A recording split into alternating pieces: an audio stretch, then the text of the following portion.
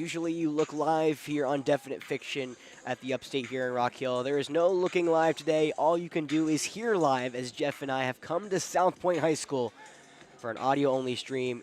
It's the #1 team in maybe the state, definitely in 4A, South Pointe. And a tall task against one of the high-powered offenses this state has to offer. AC Flora looking for revenge. We get their comeuppance and get back the only loss they've had this season. AC Flora, South Pointe in round 2 this year. This takes place in round 3 of the SCHL playoffs. And Jeff, we're looking forward to this one. Yeah, I'm looking forward to it. I'm just staring at an image like everyone at home is right now. Yeah, he looked at me about a couple seconds ago and he said, "This is a sad video," and I'm like, "It's fine," or a picture. I'm like, "It's fine. We'll make it work." What's amazing is like right behind the still image in OBS is the video feed, and we can't show it. No, well, we can see it, and as Jeff texted me earlier, and I was gonna make the joke if you didn't text me, but this is my time to shine for everyone who doesn't listen to me on the weekly, or you want to know why I'm so vocal and so verbal. This is where I come to shine. There's no, no picture for you guys, which is how I call it. Jeff has to go help some technical difficulties, but this is where I get to shine. I do all my games radio style in hopes of hopefully making it more of a career. But of course, you guys get to see now is you get to listen to more of a radio style kind of game, and that comes with the the point of here. Let me put some music on if I can. I'm sure that's not stream friendly. There we go. I'm gonna put some music on in the background, but. I'm sure, you guys ask, well, why do you call this game? Why are you so wordy? This is going to be why. You guys can finally understand why I do what I do, because you will not see a darn thing tonight. You get to hear my lovely voices. I joked with Coach Marlowe earlier today.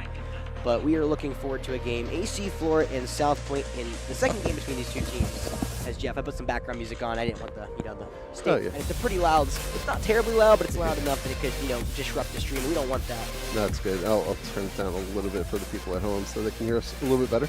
Yes. So, so Jeff, my first thing I want to look at, or do you want to call your dad and hear how the audio? Yeah. Let's call him first. Let's look at the audio. We gotta make sure. He can't tell us how good the stream looks, but he can definitely tell us how good he hears us. All right. Let me turn. Oh wait, actually, let me. Hold on. I need that up. I forget how this works without showing video. I know, it's awesome, isn't it? It's so confusing. All right, let me make sure that this Bluetooth is connected to Tascam. Okay.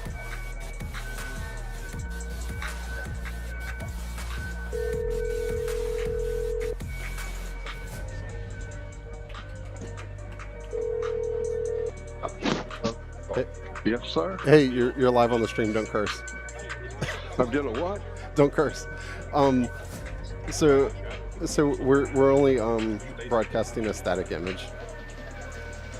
Oh, that's right. Are you not watching the stream? He's listening to the stream, obviously. No. Oh my goodness. Am I on television or on radio? Yeah, you're on YouTube. You're still Definite Fiction. But All right. Well, Alex, you give a good play-by-play, and I'll turn it on right now. Okay? That's what I love to hear. I can do that for you. Good deal, and get us through this game and get us a win. That's the plan. I've talked to the players. Excellent. I talked to Monty. He said he feels good. He said he's ready. Excellent. All right. The monkey's on your back. I know. I got a lot of weight to carry today. Jeff, he usually carries the heavy lifting with how good the stream looks. Now it's on me to really carry it today. Well, the picture's great.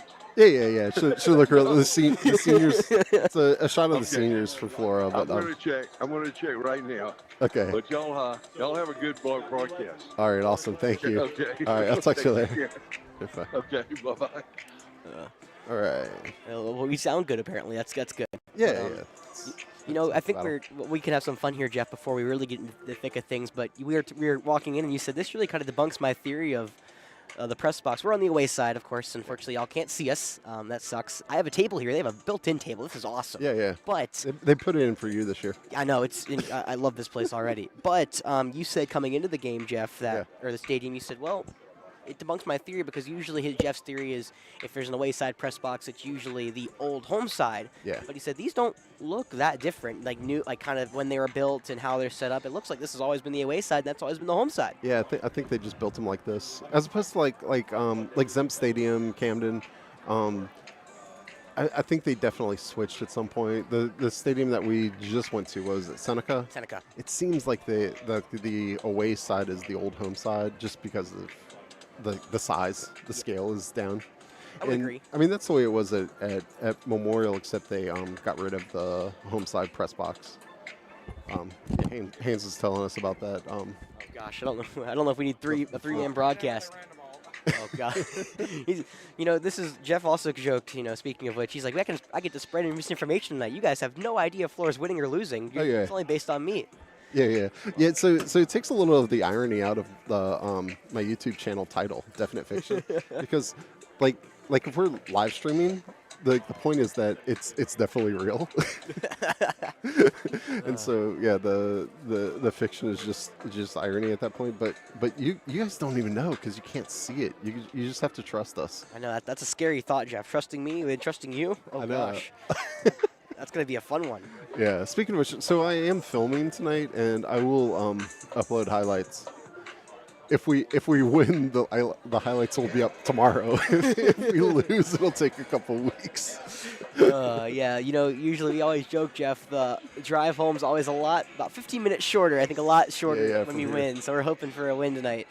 Of course, we've already seen how good this team is on the other side of the field, and they're looking to continue on their trek for an 8th state championship in their 20-year history. It's And pretty impressive. they're super heavy reliant on Jazavian Currents. Yes, last time we saw these guys a couple months ago, I think we did the math, me and Coach Collins, 7 weeks was the last time these two teams met. It was Jazavian Currents' game, 370 total offensive yards. It was through the air, on the ground, 265 through the air, 105 on the ground. He was really what was the difference of last game, It was a close game in the first half. AC Flora came out early. I believe it was South Pointe's biggest deficit they'd faced all season, a 12-point deficit in that first half. And then, of course, the Stallions showing off of why they're so good, came right back, took the lead at the end of the first half, and then outscored AC Flora 21-0 in the second half. They scored 35 unanswered. So Coach Floyd, one of his big kind of things we were talking about, he wants us to finish tonight. He said, things get good, things get bad. He wants our team to finish, and of course, I'm hoping we and him both hope that finishing is going to hopefully come in the term of a win and not just finishing the game out. I hope so. All right, they are about to play the national anthem here, so we're going to be quiet for about a minute and a half.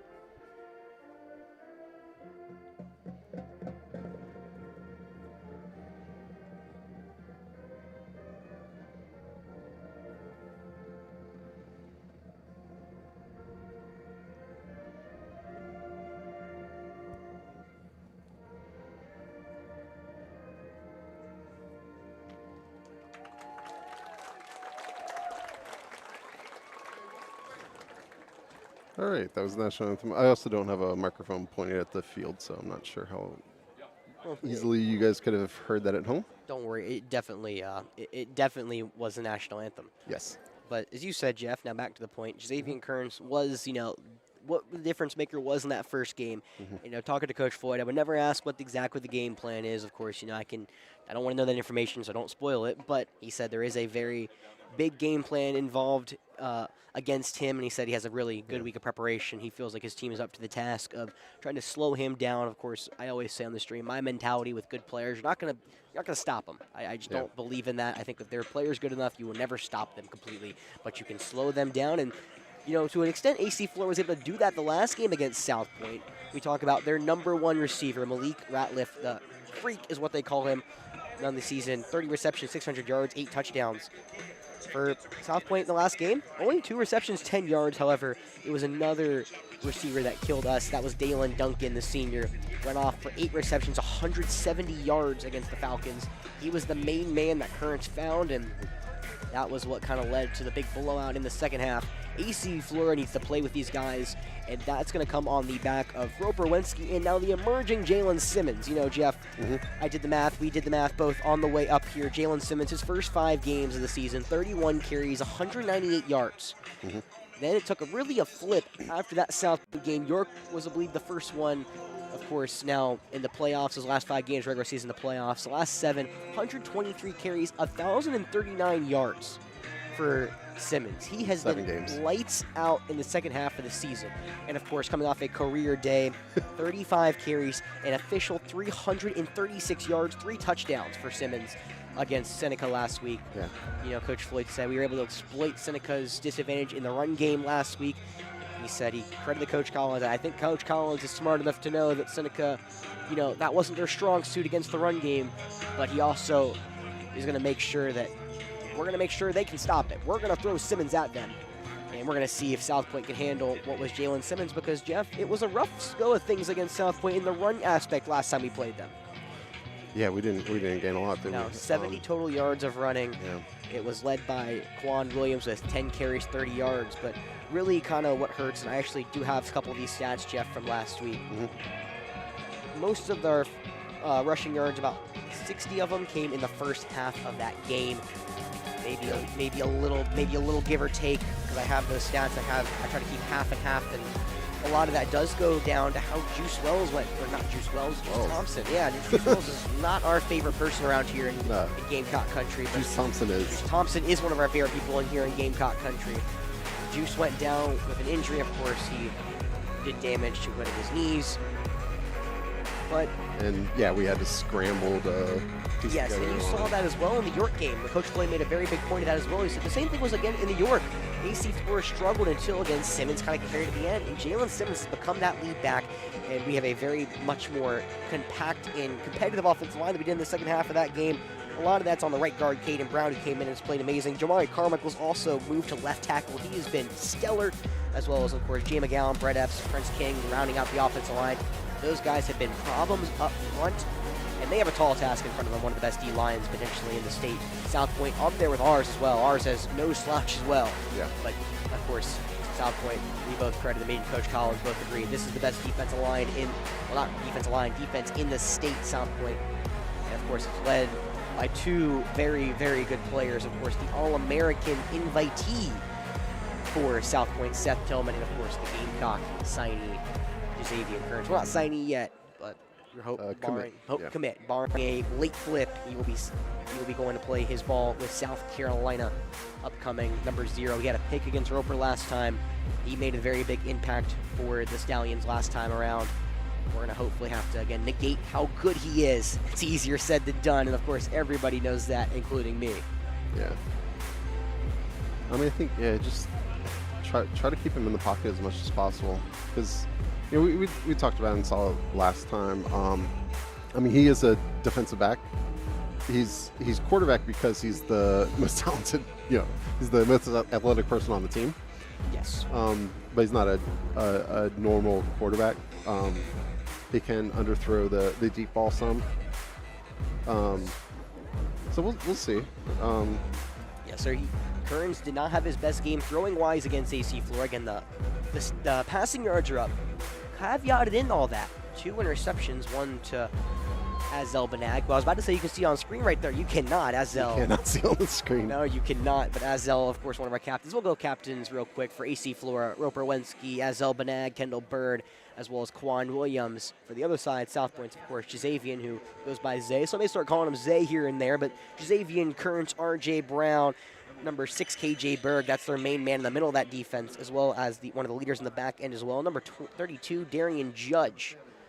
Judge also had a very big game against the Falcons earlier in this season. I do have all these stats. He had 8 total tackles. I think that's good for 3rd or 4th on this South Point squad. And again, we talk about that defense, Jeff. They're a tough matchup. Yeah, no, they are. Where are the other? Because they have Was it an interior lineman and then a linebacker? Anthony Baxter's going to South Carolina. He is their, I believe, left guard. Yes, left guard is where he is at. Those are the only two committed currents in Baxter. Of course, Tillman is getting a lot of interest. I actually have his 24/7. His main interest is Carolina, but of course he has offers from Arkansas, Clemson, Florida State, Georgia Tech, among others. I got to get to the right spot if I can find a little more. Miami as well in there, Nebraska, Georgia, LSU. I mean, we could go on and on. It's going to be a tough day against this front four because, as we said, South Pointe holds one of the best D-lines and as well as one of the best defenses the state has to offer. And, you know, Coach Collins emphasized that to me. He said, our test is in practice. Their offensive line's got to block those guys up front. That's not easy. And AC Flora will have to deal with the exact same way, looking to knock off South Pointe and ruin what would be a march to the state championship for these Stallions. All right, nobody can see it at home, but yeah, the banner says 99 problems, but a Stallion ain't one. That is correct. It's pretty cool how, you know, the dueling sides of the locker room for South Pointe. Again, y'all can't see it on the stream, but one team comes out of one side, one team comes out of the other. The Falcons will come onto the field. AC Flora makes the hour-and-a-half trip up for South Pointe. They lost in game one between these two schools. However, they were now the second to last team to score an offensive touchdown against the Stallions. The last one came last week as South Pointe played, or 2 weeks ago when South Pointe played Buford here at home.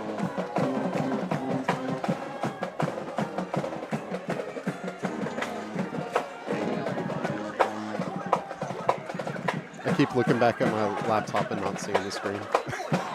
I know. I believe we are. We're going to be kicking off to start this game. Grant Hill. Shots out there. South Pointe will make their entrance. A very light crowd here tonight up in Rock Hill, Jeff. Not a lot of fans in the South Pointe Styes. Student section non-existent over there. You think the #1 team in 4A and potentially the state, of course. It's kind of where you look. Yeah, we might have as many fans on the away side as they have over Well, there. you see the line of cars that may be coming in right now. Oh, yeah. That's coming. Yeah, I can see about 10 cars coming in.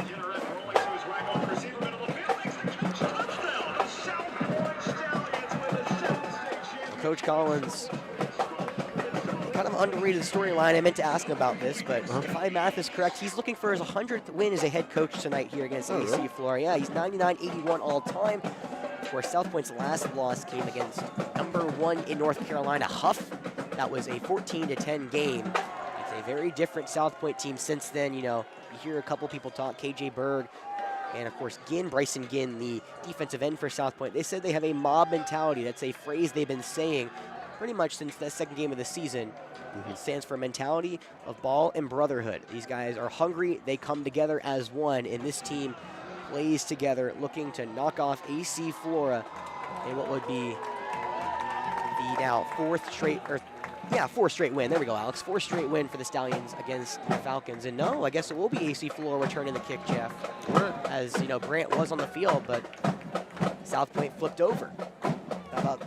I love saying Grant Hill come on the field and then me be wrong early, but y'all can't tell if I'm wrong. That's the best part about this. Well, it's my time to shine, Jeff. 30 seconds to kick off. It'll be Lawson Miller booting this one deep. The #1 team in the state, if you ask me, South Pointe. We'll try to knock off AC Flora yet again. As the Falcons looking for a signature win and to get back to their second upper state championship in the last 4 years. Yeah, and that Huff team that they lost to, I know they're in the state semifinals. I think they went undefeated. Yes, they have 22 D1 players, if I'm not mistaken. Yeah. I was talking to the other broadcasters for South Pointe. Well, here we go. South Pointe AC Flora, round 2, live audio, definite fiction, Jeff. It's time for some fun here in Rock Hill, South Carolina. The 6-foot senior will boot this one deep. Blake Zelbanag bound around their own 10. Bennett will field this one near side, going upfield. Now he'll cut to the far side of the field. Cannot escape one tackle, and South Pointe brings him down to the turf. Darian Judge as well, as it looks like Jordan Winchester. 2 linebacker, defensive back on the stop, and that's where AC Flora will begin their first opening drive at the own 26. Well, the all-time leading passer for AC Flora, Roper Wensky, will come back out He will try to lead this team over his biggest win as a starting quarterback. 1st and 10 for the Falcons on their own 26 between the hashes. 4 receivers, 2 either side. Lenski in the gun, takes the snap, looks for a quick curl route to Pointe. He's got it at the 30, turns it upfield and gets slung down inside the 35. He gets to around the 33 of AC Flora. Tackle made by, it looks like, Daquan Evans, the linebacker, who lost his hat, so he'll have to run off for a play. Winchester will come in. Quick strike for AC Flora, gets the ball rolling, about a 5-yard pickup. Or a little more than that, actually. That's 7. Jeff doesn't have the down and distance on the screen. Yeah, you do? Oh. That's my safety net. 7-yard pickup. There we go, Jeff. So 2nd and 3 for AC Flora. They have the ball on their own 33 near hash. Lenski motions Simmons out to the far side. He steps back in the pocket, tries to strap up, cannot escape a sack, and he goes down. It will be Seth Tillman. He's been banged up a couple games, but the All-American invitee sacks Roper for the first time today. It's a loss of 2. Roper puts Simmons in motion far side. Of course, we talk about Simmons, who's yet to have a carry so far in the first 2 plays. Roper was looked like the near side to Kendall Bird, couldn't find him. An early 3rd down for AC Flora. 3rd and 5, they need their own 36. They're on their own 31 near hash. 1 receiver either side. South Pointe creeps up, 8 in the box. The tech comes behind Roper. It'll be kind of a pistol-esque formation as Roper will hand it off to Pointe up the field. He tries to plunge through and he runs into a sea of red. South Pointe does not let him get anywhere. First man to greet him, Jazavian Current, as well as KJ Berg. An early decision for Coach Floyd.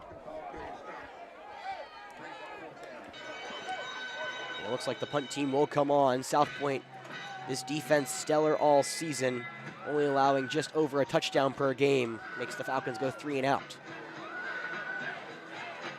South Pointe knows as well as we do. Roper Lenski, our quarterback, the punter. We'll see if the Falcons try some trickery here. 2 men deep for South Pointe. They're about their 35.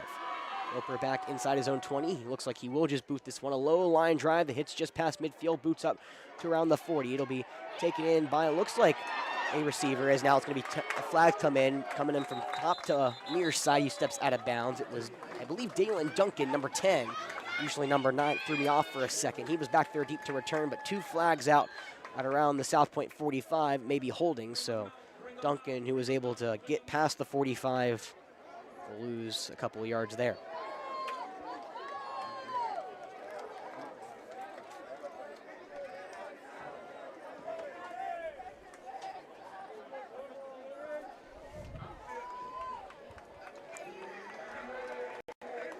Like a hole against South Pointe, so they'll start on their own 34. An offense that scores over 37 points per game, led by 4-star commit to South Carolina, Jazavian Currents. He's committed as a safety, the number 8th ranked safety in the country, number 67th national ranked player. 1st and 10 for the Stallions, near hash, going from left to right, stack receivers both sides. Currents in the gun, RJ Brown on his left hip. Falcons bring forward to the line.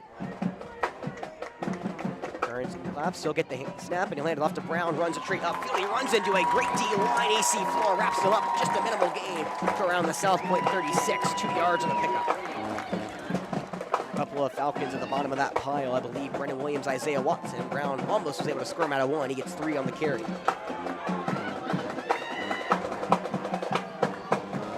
2nd and 7 for the Stallions. They have it on their own 37 near hash. 3 receivers up top for Currents in the Stallion offense. Falcons now bring 6 to the line. Currents checking the play. I'll get back into formation. Clapp looks for a quick screen to the far side to Duncan. Got it inside the 35, turns it upfield past the 40, makes a move to the 45 before he's taken down from behind. He'll be tackled from a Nasir Walker, but the Nass doesn't get to him to around the South Pointe 48. So Duncan has a first down. Now the scoreboard's not doing me any favors, Jeff. They don't have down distance for pretty much anything. It's right there on our screen.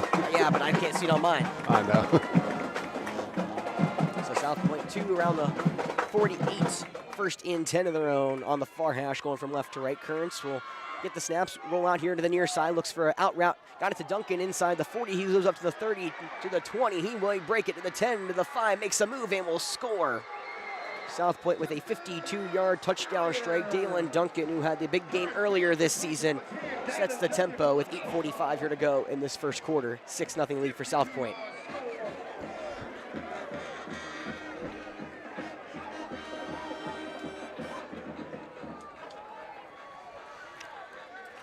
not the start EC Flora wanted.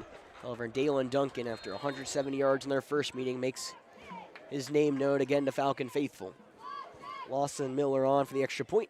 A low line of that looked like it may have got tipped. Goes up and through the uprights. 7-0 South Pointe here. Again, 8:45 to go. Yeah, I don't like it when they score touchdowns. No, it's not my favorite thing either, but for the South Pointe offense, you're going to have to contain him. Kearns was able to hit his guys short, and they were able to make plays downfield. Well, AC Flora finds themselves the earliest hole they faced all season.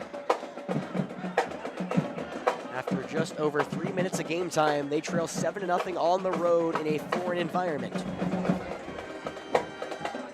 How will the Falcons respond? Lawson Miller again will come out and boot this one deep.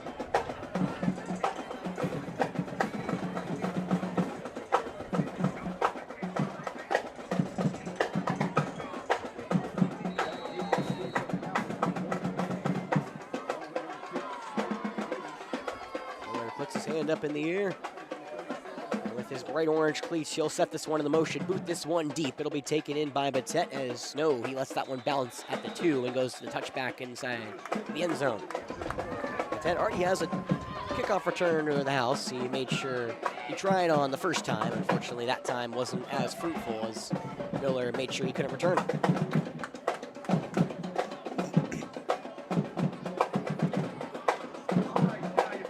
Was 3 and out for the offense last time around for AC Flora. Now Roper, Wensky, and the bunch come out for round number 2 against what has been a disruptive defense. Coach Collins describes them as hungry.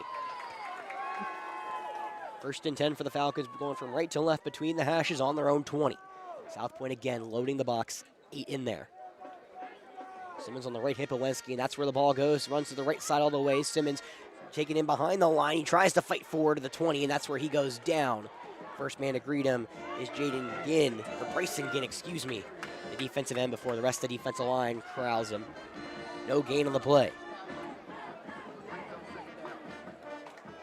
Well, Simmons again, the main man last week, 35 carries, 336 yards for AC Flora. None there in his first carry of the night.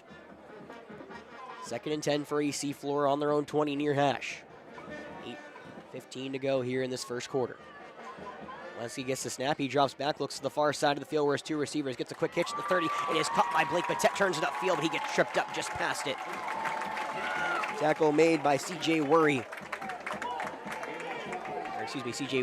the defensive back. 12 yards on the reception for Blake Batet, his second one, and the Falcons move the chains, their first down of the evening.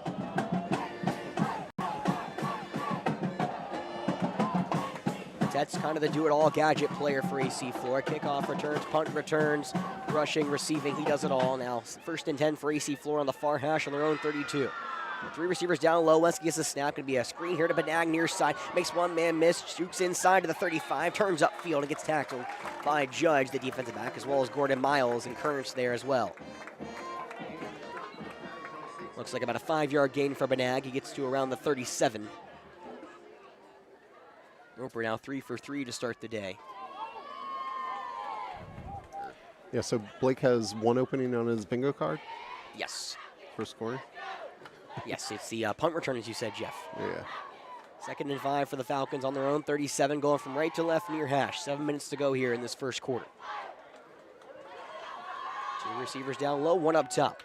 Man-to-man, Wensky now does a delayed handoff. A great draw play. Simmons gets right by the 40, but wrapped up and dropped. KJ Berg, the linebacker, with a disciplined tackle. Simmons had a lot of grass past Berg, but the middle linebacker drags him down at the 41, just shy of the first down. Great design for Coach Floyd and the Falcons. Draw play that made South Pointe go back. Simmons goes forward, gain of 4, so it's 3rd and 1.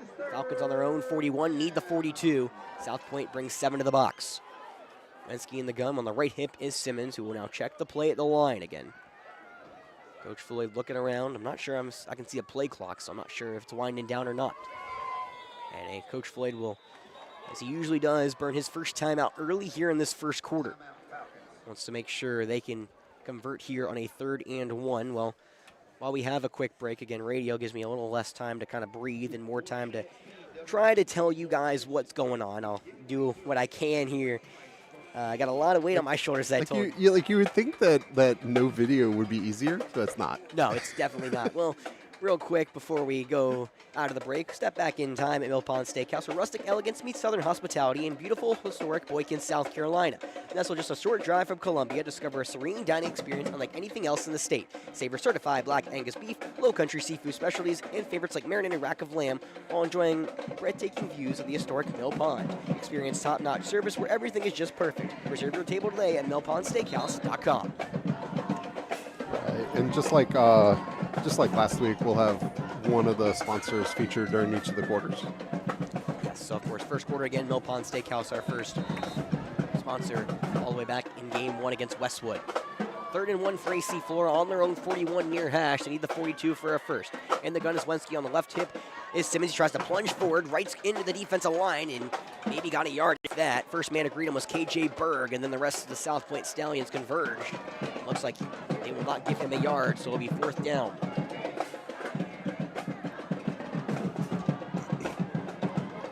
And it is 4th down. This will be probably go time for Coach Floyd and the Falcons. Under 6 minutes to go here in this first quarter. 7-0 lead for South Pointe against the visiting AC Flora Falcons. This feels like a big 3rd down here so early in this one. The Falcons need some momentum. South Pointe scored in just 4 plays on offense. Actually, maybe 3 if I'm doing my math correctly. 4th and 1 for the Falcons. They need the 42 of their own. They're on their own 41 near hash. Once he gets the snap, low handoff to Simmons. Tries to fight his way forward. Line pushes. It looks like he may have gotten him before he shoved back. Couple of after effect on the play as the referee spots him at the 42 of AC Flora, right at the marker. South Pointe doesn't think he got it, but the spot may differ from what their opinions are. And they're going to have to do a measurement.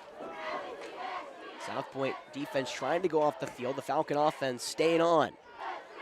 There will be a measurement incoming. It's right at the 42 of the spot. And where the marker is officially placed will decide it.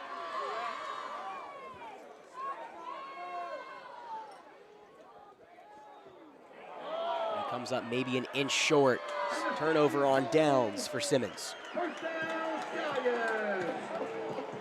The offensive line, we're an inch short from pushing that great defensive line from the Stallions back, and right there, South Pointe wins that battle here early, and now they have a chance to go down. One of the biggest momentum parts of game number 1, Jeff, was when South Pointe turned it over on downs inside the red zone. The Falcons now trail 7-0, and they need a big stop here against South Pointe. The Stallions start on AC Flora's 42 near hash, going from left to right, 1st and 10. They're in their red tops, silver helmets, and silver pants. Currents in the gun, RJ Brown in his left hip. Currents drops straight back looking for a deep shot. Now he steps in the pocket, he may run. He's past the 42 to the 40, spun down inside the 40, up and around the 37. Tackle made by Nasir Walker. Able to catch up to him, but a 5-yard gain, 37 for Currents. The dual threat has done it all. 309 yards on the ground, 2,326 yards through the air. 2 receivers either side. 2nd and 5 for South Pointe. They have the ball on the AC Flora's 37, near hash. And a late snap. That ball's on the turf. Near around the 50. Currents picks it up. Will run all the way up top. Got some grass to the 45. Turns it upfield to the 40. Gets right to around the original line of scrimmage. Is where he's taken down. I believe he was finally tracked down by Brandon Williams. And they're actually going to give him a gain of a yard. Currents showing off that agility. Was able to make nothing, a big nothing out of something. Or something out of big nothing. Something out of big nothing. I mean, that ball was at the 50. He was able to get only 14 yards after he picked it up. Snap came in early. I don't think he was ready. He was definitely not ready for it at all.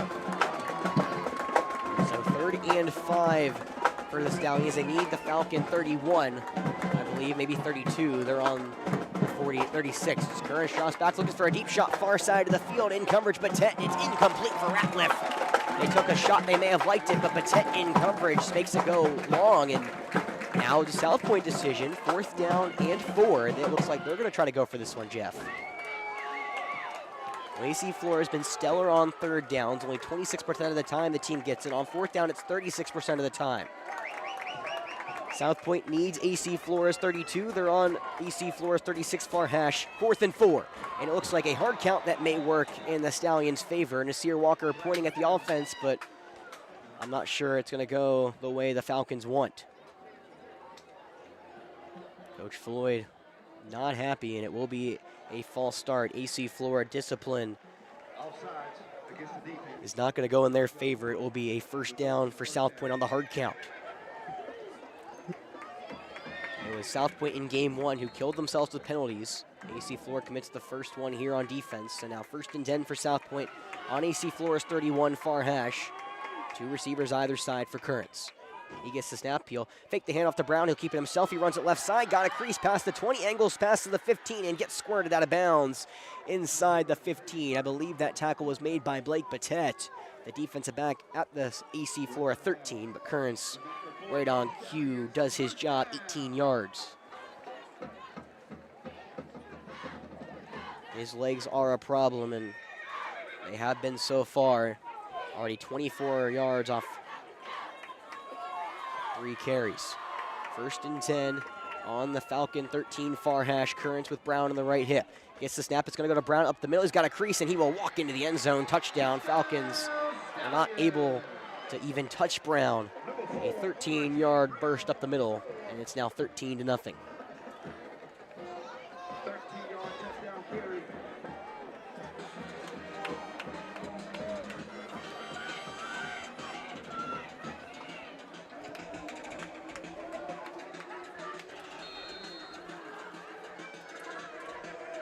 Extra point from Miller. Good snap, good hold. Miller puts one step into it and will boot this one through. 14-0. Well, with 3:52 here to go in this first quarter, AC Flora trails 14-0.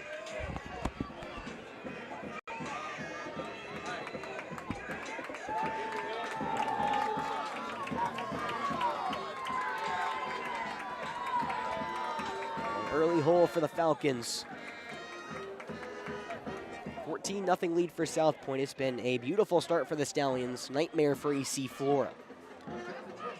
Well, this is put up or shut up time. You've got a very good South Pointe team who is a very good defense, and you now find yourself in a 14-0 hole quickly. This is where legends are made. Banag, and it looks like Trayvon Gary back at around the own 10 to maybe return this one. Logan Price at his own 20. Miller again. Bright orange cleats will boot this one deep.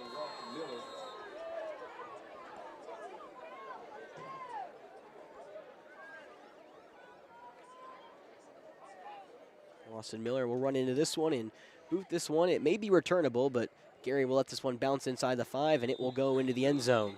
Looked like he was moving towards it for a second. It looked like it was about to check up. I know, I thought it did for a second. Well, as we said, put up or shut up time. Early in this game, it's been all South Pointe. AC Flora with 1 first down, South Pointe with 14 points. Yeah, I kind of want to see us get it short to Charlie. Yeah, I think quick passes maybe be the strike. Open up that run game maybe because South Pointe is creeping in. 1st and 10 for the Falcons on their own 20 between the hashes, going from right to left in the white tops and blue shorts. Timeout on the field as it looks like Currents wasn't there, and now the team will come over. You know, we talked about Currents a ton, but Coach Collins described him as the coach on the field, so maybe he saw something he didn't like. Well, again, while we have a quick second, we want to thank our sponsor, Mill Pond Steakhouse. Discover why Mill Pond Steakhouse is beloved by locals and visitors alike. Located in charming Boykin, South Carolina, the restaurant combines rustic elegance with southern hospitality for a one-of-a-kind dining experience. Though their steaks are Mill Pond's claim to fame, they offer a full variety of American cuisine amidst historic and incredibly scenic surroundings. Perfect for your special occasions, romantic dinners, or whenever you crave exceptional food in an unforgettable setting. Visit millpondsteakhouse.com or call 803-425-8825 to book a reservation today. Excuse me, that was... Ad reads are lots easier when we have video. That's what I'm saying. It's my narrative.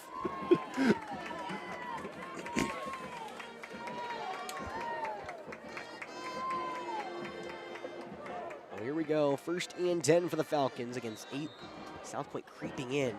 Safety's only around the 30. between the hashes as South Pointe now shows blitz. Wenski with drop backs, looks for a screen to the near side, almost intercepted. It will be taken in by Simmons past the 20, skirts to the 25, and gets bounced out of bounds around the 28-yard line. A almost disaster turns into positive for AC Flora. A tackle made by a couple of Stallions. That looks like number 10, Dalen Duncan, as well as number 12, the linebacker, Daquan Evans on the stop. 8-yard pickup.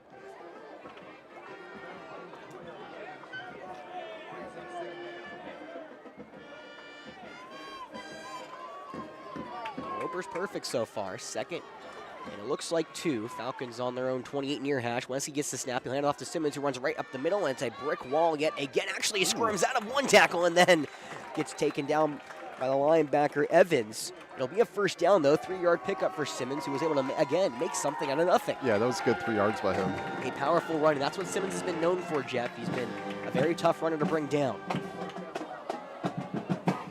On the play before in the swing pass, looked like Bryson Gim was about to get a hand on it. Thankfully, that pass was just out of his reach. So the Falcons move the chains, 1st and 10 on their own 31 near hash, going from right to left, trailing 14-0 here with 3:21 to go in the first quarter. Wenski in the gun, takes the snap, play action. Long play action. He's in the pocket now. Will scramble out of one, and Ginn grabs a hold of him at the 20, and it will be cleaned up by Tillman. The defensive line gets their 2nd sack on Wenski. It'll be a 10-yard loss as the official marks him at the 21. They were looking deep to Blake Batet. Nowhere to go.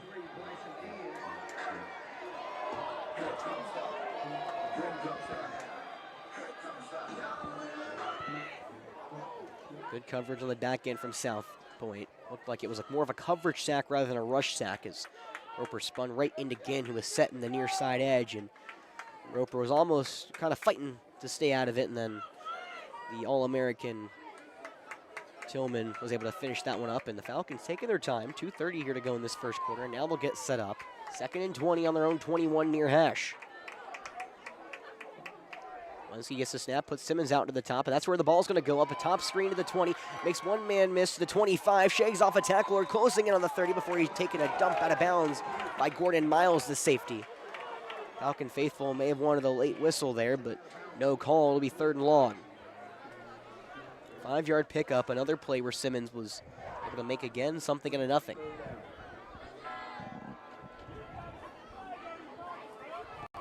This is where South Pointe can really put this thing home.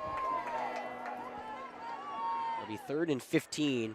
They can rush 4 and really play back deep. And of course, anchored by Jazavian Kearns. All right, Stallion fans, on your feet. It's 3rd down. 3rd and 15. Falcons on their own 26 far hash. They need their own 41. Wenski in the gun will move a tight end from top to the bottom. He steps back.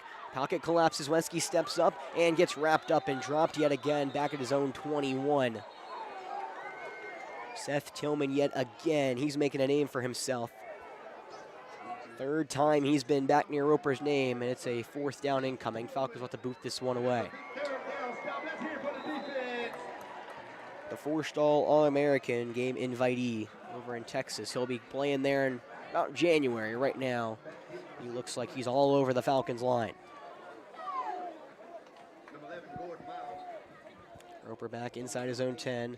Gordon, Miles, and Watkins back at the 5th midfield to receive this one. Wenski, another low liner that hits around the Flora 45 and then goes to midfield. It'll be Watkins taken. He goes all the way back to the 40. A hold that comes out as he will get pushed out of bounds up near midfield. Monty Lafitte was the one to shove him out, but another block in the back penalty. maybe? Yeah, it looked like, but the problem is, Jeff, I know, again, can't see on stream, happened away from the play.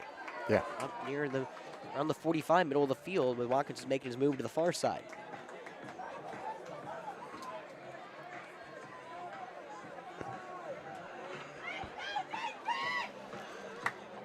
So instead of their own 45 would be what, own 35? Around that, yes. With the block in the back, it was B15. Oh, they have it on the 47 is where they... They're trying to Except the block was on the 45. He went out on the 47. Wherever the block is. Yeah. So it should be 35.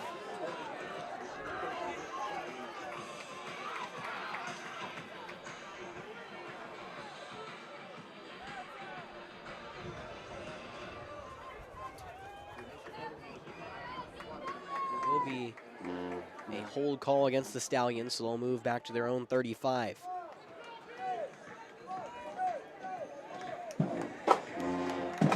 It's been a rough start for the offense. Defense has to hold. 1st and 10 for South Pointe on their own 35. Far hash going from left to right. 4 down linemen for AC Flora. 3 receivers down low for South Pointe. Currents in the gun with RJ Brown in his right hip. He'll get the snap, and he'll pass it over here to Duncan near side. Duncan moves to the 35, shimmies inside to the 40, bounces outside now close to the 45, and will get hit out of bounds. It'll be Larry Pickett on the stop, but Dalen Duncan, another 10-yard reception. Looks like it should be good for a 1st down.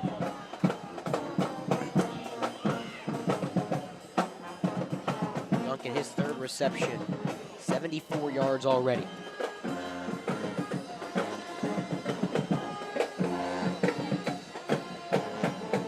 It occurred to me that, so we have the clock and the score at the bottom of the screen, but I guess there could be people like just listening and not watching.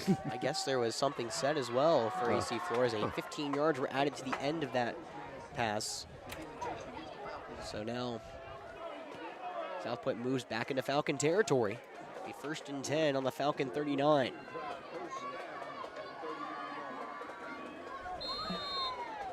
And 1st and 10 on the Falcon 39 near hash. Going from left to right is South Pointe up 14-0 with 1:28 here to go in this 1st quarter.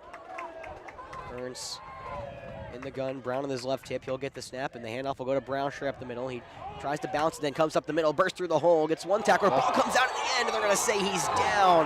The Falcons want a ruling late. It was picked up, and Benag says that ball, he is very rarely one to be vocal on the field, but he is livid. They mark him down at the 30, so a 9-yard pickup for Brown. And again, Jeff, Brown was ruled down. However, it looked like Benag is not at the referee, but he seems very upset. Yeah, Benag had the best view of that, I think. Yeah, a break goes South Pointe's way. 2nd and 1 on the Falcon 31 near hash. Maybe the 30. Kearns gets the snap. QE power all the way to the far side of the field. Turns it upfield to the 30, the 25. Puts his shoulder down and gets past the 20. Ball cut. Oh, yeah, no, he just... It looked like people were diving for the ball again. I believe tackle again by Blake Tett. 12-yard pickup. They put him down to the 18-yard line. Kearns' 4th run already here in this 1st quarter. Game clock at 30 seconds. 1st and 10 from South Pointe on the Falcon 18 far hash. Kearns claps, gets the snap, hands it off to Brown. He runs it up the middle. He's got a burst in again. 10-5. He keeps on his feet, breaks 1 tackle and goes into the end zone. Kendall could not make the stop. And another touchdown for South Pointe. They now increase the lead by 3 scores.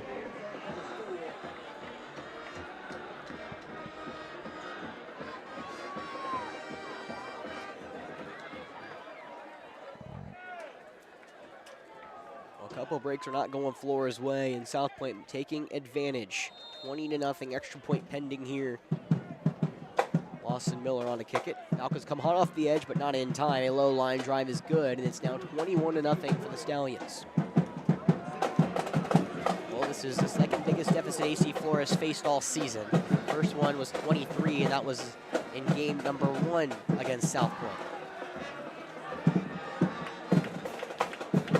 Talking to Coach Collins, his mentality was made very aware. He said, we are focused on AC Flora. I asked him about chasing for the 8th state championship. He said, don't worry about that. We worry about the Falcons. And right now it's showing. They're focused directly on AC Flora.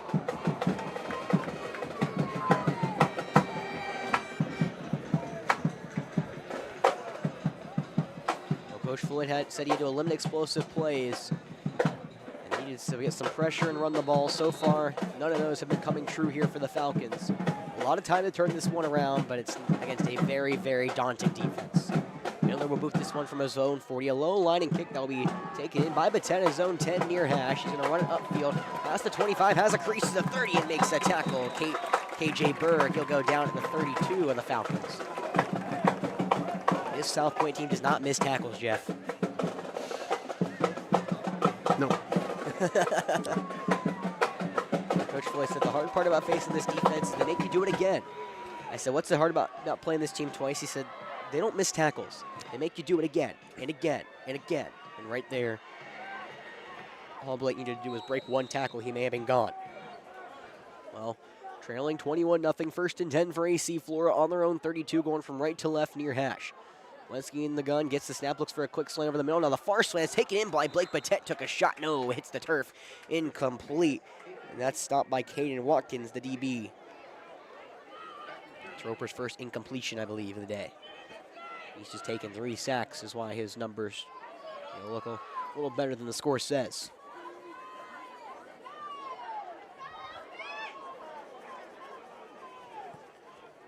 Roper now 5 for 6, 37 yards, 2nd and 10. Falcons again on their own 31 near hash with 8.5 here to go in this first quarter. Wesky dropping back. He'll roll out of trouble here to the near side. Keeps looking downfield, keeping looking downfield. Now he'll just step out of bounds, gets chased. Shoestring tackle. It was taken out of bounds by the defensive end, Josiah Lewis. Again, the Falcon faithful looking for a call to go their way. It looked like it was bang, bang on the outside edge, and there'll be no gain in the play.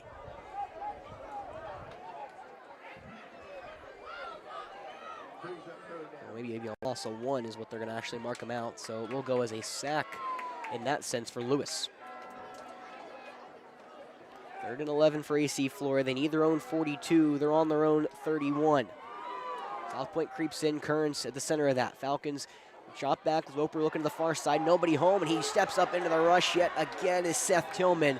First man to greet him before the 4 horsemen of that defensive line shut him down. Roper sacked at the 24. It's a loss of 7. Yeah, I think Roper would have more time in the pocket if we spread the offense. Yeah, it looks like we're being very condensed, letting South Pointe play to their specialty. Coach Floyd said he wanted to slow down the game, but right now they are playing right into the Stallions' hands, as that's the end of the first quarter. 21-0 lead for South Pointe. They are perfect, 3 for 3 on their drives. AC Flora, 2 3-and-outs. Well, actually 2 first downs in their 4 drives, but 2 3-and-outs, 2 first downs. It's been quite the opposite of what the first game was between these two schools. AC Flora moving the ball, South Pointe penalties shooting themselves in the foot and struggling. It has not been that way tonight. I'm going to say one more ad read for Mill Pond as we And switch over. do that one more time. Again, one more time, step back in time at Mill Pond Steakhouse, where rustic elegance meets southern hospitality in beautiful historic Boykin, South Carolina. Nestled just a short drive from Columbia, discover a serene dining experience unlike anything else in the state. Savor certified black Angus beef, low country seafood specialties, and favorites like marinated rack of lamb while enjoying breathtaking views from the historic Mill Pond. Experience a top-notch service where everything is just perfect. Reserve your table today at millpondsteakhouse.com. Yeah, thank you to Mark Price, Mill Pond Steakhouse, for sponsoring. You will hear plenty of ad reads during the other sports seasons this year. In case you all were worried, don't worry. We got Radical Law up next for the second quarter. Yep, got that ready to go. It'll be 4th and 18 for AC Flora. Roper back on his own 11 to boot this one deep. Returners for South Pointe, Watkins. Can't tell the other one. I think that's Duncan. Or no, it's Ratliff back in their own 50 in midfield, 45-ish. They're creeping in, though. Roper will take a punt, take a couple steps, a low line drive here to the near side. Ratliff takes it in his own 45. Will try to reverse course, goes up top, up near around the 50. He's got a convoy in front of him, up to the 45 to the 40 before he steps out of bounds. Chased out by Grant Hill, of course, the best special team player we may have on the tackling aspect. Ratliff goes past the 40 to the 38 of AC Flora.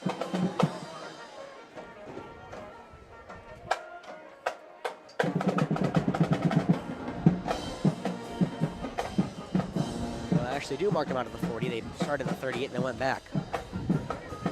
A little chilly up here, a little wind, not too bad though. 1st and 10 for the Stallions on the Flora 40-yard line, going from right to left far hash. Kearns 3 for 4 for 75 yards and a tutty. He's back at his own 45. RJ Brown on his right hip, the Lancaster transfer. 1st and 10. Kearns steps back. You'll look for a quick curl to the far side. Caught at the 35. Spins upfield to the 30. Takes a burst of speed to the 25, 20, 15, 10. He's slung out of bounds finally by Banag.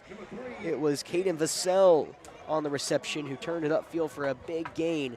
They finally mark him out at what looks to be the 10-yard line is where Banag dragged him out. A 30-yard gain. And yet again, South Pointe in the red zone. 1st and 10 for the Stallions on the Falcon 10-yard line, far hashed, and 1st and goal. Falcons need to hunker down here. A great red zone defense, but another Receiver went too. Oh, well, this could be a false start. Falcons are not putting up much of a fight as South Pointe is pointing all their way.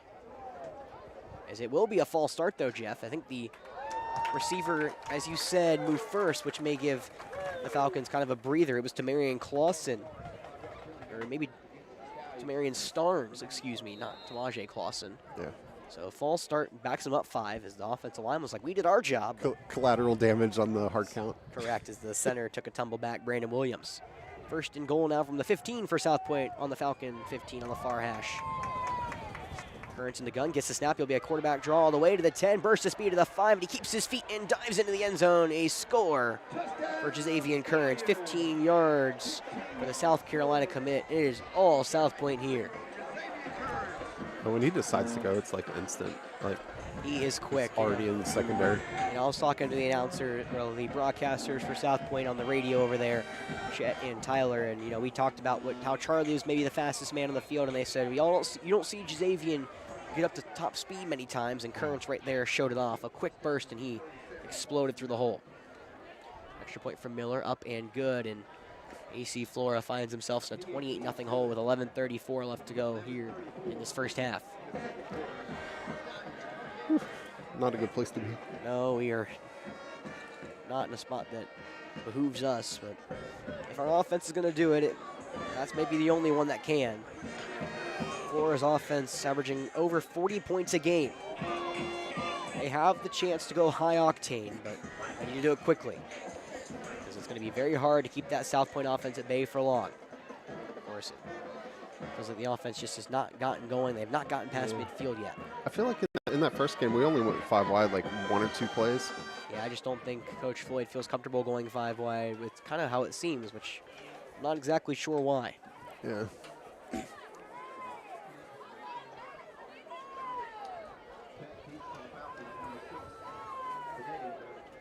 Because I mean, like if you're South Pointe, that's what you don't want to see, right? You don't want to see. No, but I think they're trusting their pass rush to get home. Is kind of what it's been like. I mean, their pass rush has been stifling so far. 3 sacks already on Roper, and Miller will boot this one again. I think maybe 4 if my math serves correctly. Taken in by Benag inside his own 10. He'll try his hand at it. Goes up to the 20. Tries to take a hard hit as his helmet flies off. And there is a lot of energy coming off as Benag is down. It's definite helmet-to-helmet contact there. Yeah, there is South Pointe fired up from the hit. Pack your shit and go home! Fucking loser! Damn it!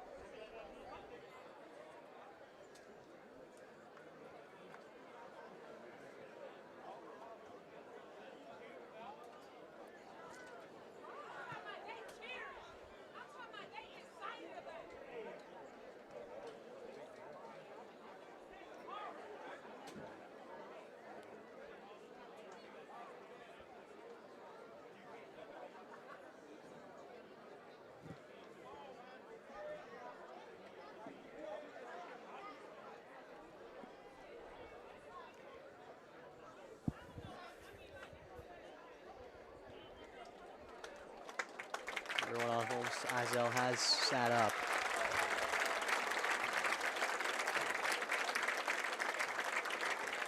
I believe the man who gave him the hit, KJ Bird, will come over and dab him up. It looks like all love between the two. I don't believe South Pointe had any idea Azell stayed down after the hit. It was the middle linebacker, the one who gave it, and he wanted to make sure that Azell knew that it was nothing dirty or anything. Azell will be helped off the field. It was a foul on the hit as it was helmet-to-helmet contact, so ball will be placed at 42.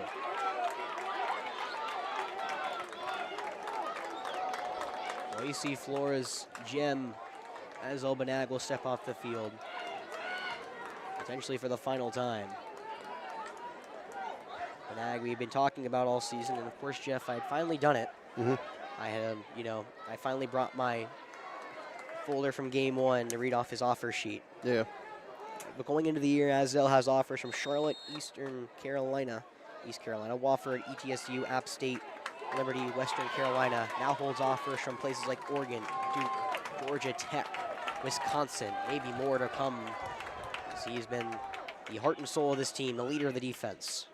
It's hard to see him take a slow step off. Well, now the Falcons start on their own 42. 1st and 10 between the hashes. Will continue play here. South Pointe creeps up to the line. Falcons will hand it off and immediately gets chopped down, maybe a yard or two on the pickup. Simmons on the carry, and there's some shoving now at the bottom of the pile. Flag does come out. Tempers flare here as it's been. No one came on the field after the hit, but there was definitely some, as you probably heard, animosity. Yeah, the official that threw the flag was blocked from seeing what was going on in the scrum. Well, he probably knew something had to be thrown, and as the other couple were trying to break it up.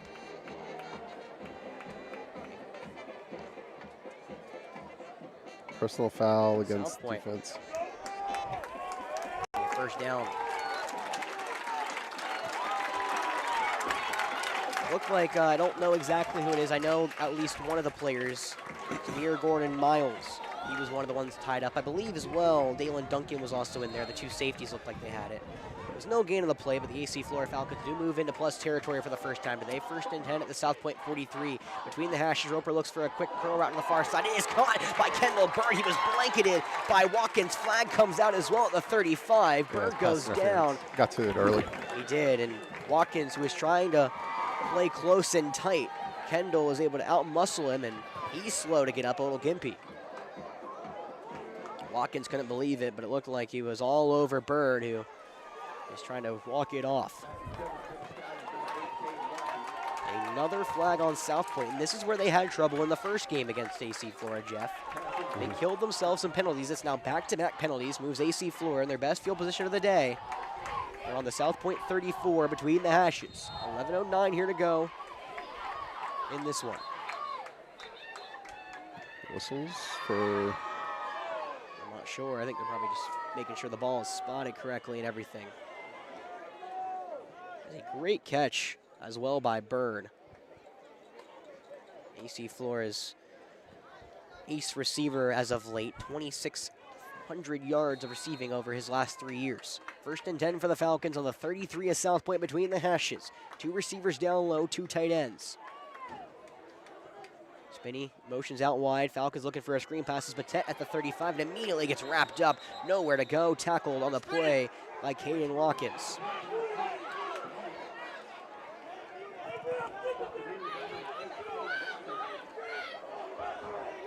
Loss of 3.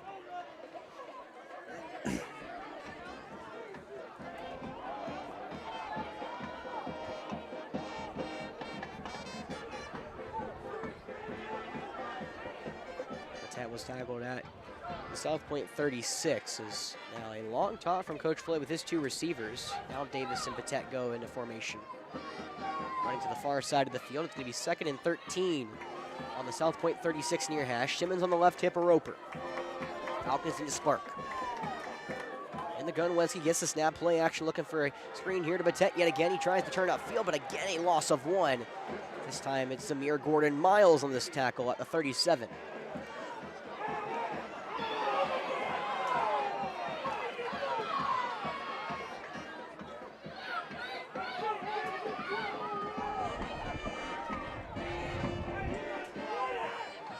Falcons put themselves in third and long, and again, they'll have it between the hashes on the South Pointe 37.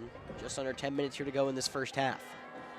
28-0 lead for the Stallions. It's been all South Pointe. As AC Flora now going to put a very weird formation. 3 linemen set up in front of 1 receiver up top, 3 on the bottom. It's only a center, Roper, and Batet on his left hip. South Pointe kind of playing cover 0. Once he gets the snap, throws it up top. Maybe a double pass. Charlie Scott to Batet. He's got it at the 25, and he will walk into the end zone. No one will catch him. The double pass works.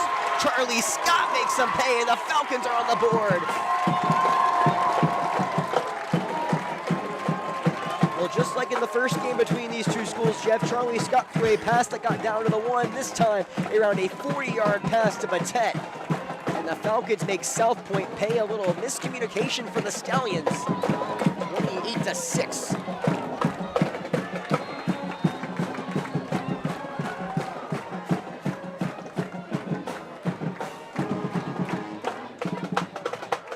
Well, Coach Floyd said they're going to throw the kitchen sink. Grant Hill on extra point up and good. He said after today there will not be a kitchen sink to throw. We are going to put it all out on the line. Right there you saw it. That's a little college football style formation, Jeff. I had that in my formation. I believe it's called the monster formation. You got basically, again, I tried to describe it as best I could. You have 3 linemen over top, 1 receiver up top, 3 down low, which is the center, Roper, Wensky, and then a halfback. Kind of, if you remember the play, Yeah, it's where was Blake even lined up on that? on the left of Roper. He was on the left. He He was on the okay, left hip of Roper. yeah. And so Roper threw it back to Charlie Scott up top. Charlie got the double pass, got immediate pressure, which of course is what South Pointe wants. You basically want to avoid what just happened. They wanted to get his pressure immediately, and they did, but Charlie Scott, the JV quarterback who has turned into a slot receiver because of how good Roper's been in his AC Flora career, takes 1 step back, which throws a prayer, and well, not really a prayer, throws a dot to Blake Batet, and the speedster walks in. Of course, Blake Batet has been everywhere for AC Flora. 14 total touchdowns now in the season, and right on cue is a personal foul, it looks like, on the Stallions. So the ball will move all the way to the 45 of South Pointe, if this is not an onside kick. This better be an onside kick, and the linebacker Winchester right up the middle. This feels like the Grant Hill special, Jeff. Falcons need a spark. This feels like where it could come at. Right now, South Pointe sees exactly what we see, Jeff. They're going to move their second line sort of into the 30. See what Grant Hill decides to do. They'll come running to boot this one, and he will just boot this one deep. South Pointe may have snuffed out a potential onside kick. It'll be a touchback. Yeah, it's also one of the times where what you might want to do is just kick a line drive right at the front line. I wouldn't hate it. If they have that many people up front. It's the Oregon special. If you remember that game against Ohio State last year, Oregon wasn't on purpose, but they line drive when it went off the front line of Ohio State, bounced into Oregon. You remember that game was an instant classic, and that was how Oregon really turned momentum. Ohio State had the sort of leg up, if you will. They had like the advantage in the possession battle. Oregon flipped that right around, took the lead after that, and technically never looked back. It was back and forth, but the Ducks eventually won that top 10 showdown, top 3 showdown, really. Well, South Pointe now back to work. They're on their own 20, their worst starting field position of the evening. 1st and 10 between the hashes. AC Flora puts 5 in the box. Linebackers creep in. Now they're going to rush all 6. Currents a quick out route to the far side. Caught at the 25. Shimmy and shakes to the 30 and slung out of bounds. Blake Batet on the stop. The sell on the reception. He gets past the 30. He'll be first down yardage. 12-yard reception. Currents at 117.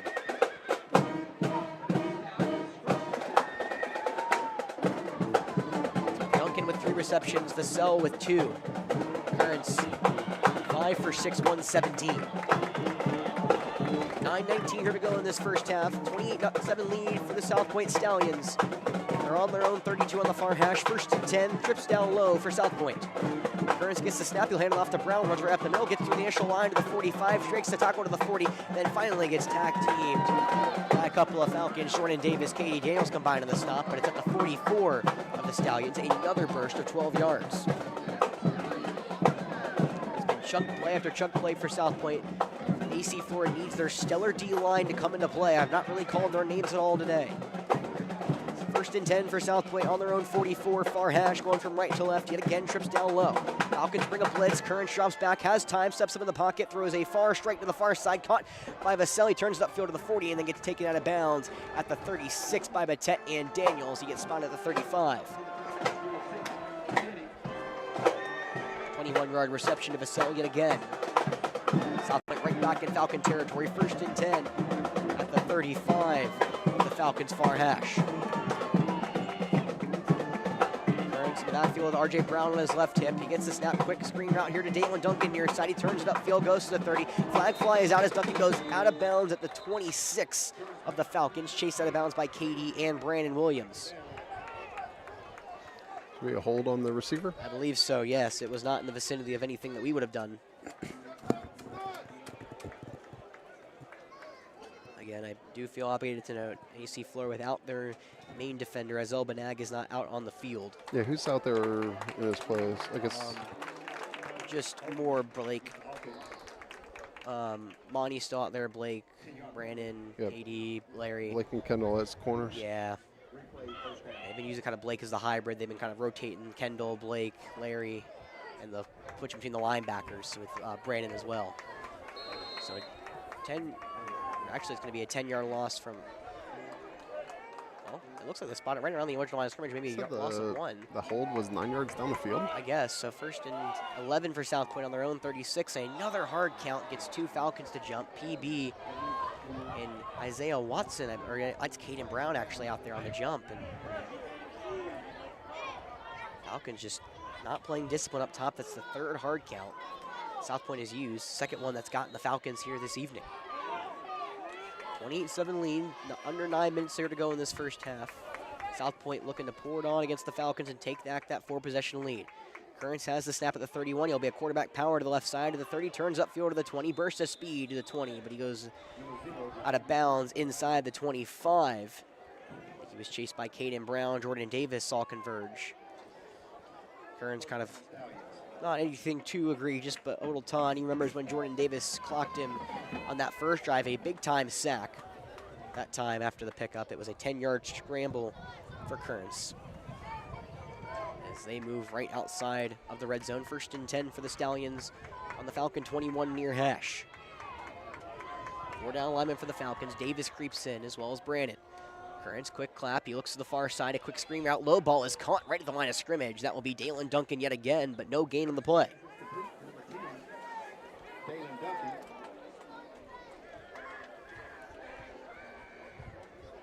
Brings up second down.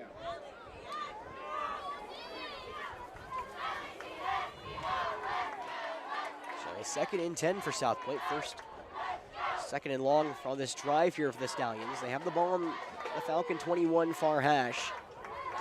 3 receivers down low yet again for Currents. Falcons playing more of a zone defense. Currents gets the snap. He looks up top, now steps up. He's going to try to scramble. Shaves off 1 tackler back near his 30. Falcons trying to escape him. A block that levels the Falcon defender. Currents turns upfield to the 25 to the 20. Shakes off a man inside the 15 before he goes down. It was, I believe, Jordan Davis who combined on the snap. Now there's some talking between Nasir Walker and R.J. Brown back at the own 25. R.J. and Nasir in each other's grill, and Coach Marlowe violently pulling Nasir off. He believed he was the one who got hit from, I believe, the side, allowed Currents to really kind of escape the threat. It was a 9-yard scramble, so 3rd and 1. South Pointe has it on the Falcon 12-yard line near hash. 3rd and 1, they need the 11. 2 receivers either side. RJ on the right hip of Currents. And now a timeout is called here from Coach Collins. His 2nd here of the first half. 7:25 to go. Well, first time I can finally thank them. It's been a very long 2nd quarter so far, but winning doesn't just stop with the verdict. Radiker Law can be your partner in both trial and post-judgment proceedings. From serving as co-counsel at the trial level or on appeal to guiding you through collections and damage control strategies, the firm provides the strategic support you need to secure your success. Let them handle the research, writing, and arguments so you can focus on the bigger picture. To learn more about how Drew Radiker can help, visit radikerlaw.com or contact Drew at 803-500-0891.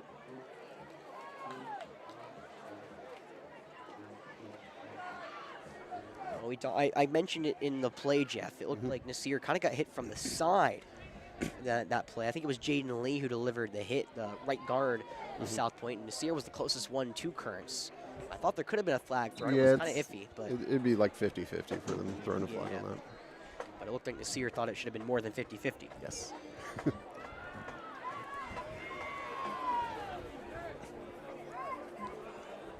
Will Kearns, who's been nearly perfect, 7 for 8, 134 yards, and 70 yards on the ground. He has been the difference maker yet again for South Pointe here this evening, just like in the first game. AC Flora trying to get off the field for the first time today. Have not had a third down stop. Actually, they did. I lied. I apologize. Yeah, that was Long a ball good down the one. left field. It was thrown away. See what South Pointe does here. 3rd and 1. They have it on the Falcon 12. They need the Falcon 11 near hash for Currents in the offense.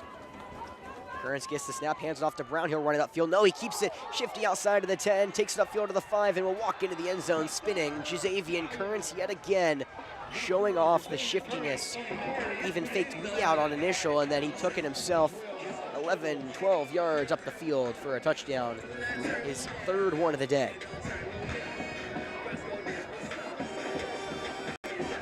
Falcons have no answer for Currents and shows off yet again. Austin Miller on for his now 5th extra point here with 7:19 to go in this first half. It is up and it is good. 35 to 7-point lead for South Pointe. So it looks like the Stallions all business here tonight. It was a chippy game 1 that South Pointe was able to kind of pull away toward the end, but right now they are perfect. 5 for 5 on drives. It's like Westside leading Camden 14-0. I was about to look at that for myself, Jeff. Thank you. I assume that they're about the same distance into their game. I would assume so as well. Maybe a little farther along. We've had some stoppages. Yeah.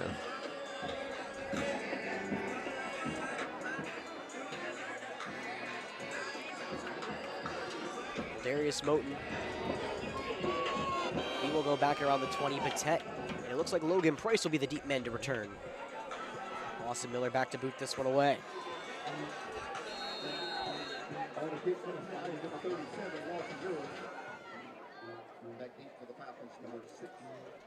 Miller, a long high kick, end over end, that will hit around the 10. It'll be Patet cutting off Price to take it upfield. Got a burst a hole through the 30. Burst upfield to the 35 to the 40. Angles outside the midfield. Turns it upfield. He may do another one.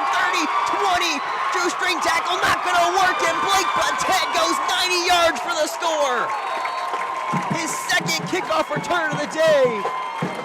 And every time AC Flora looks like they may be knocked out, they get revived that time off the back of Blake Patet. His 2nd kickoff return in the last 4 games. It's now 35 to 13, and that's why you don't kick it to him, Jeff. Yeah, no.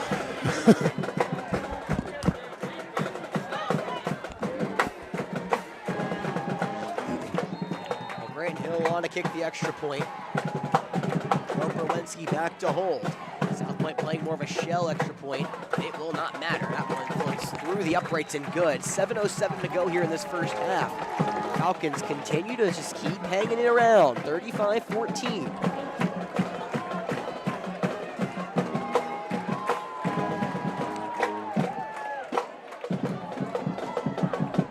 Blake Patet transferring in this season, playing his senior season with AC Flora.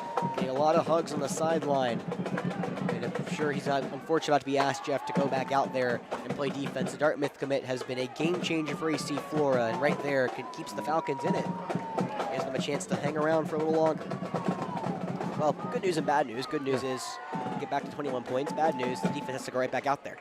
Yeah, we have to start onside kicking.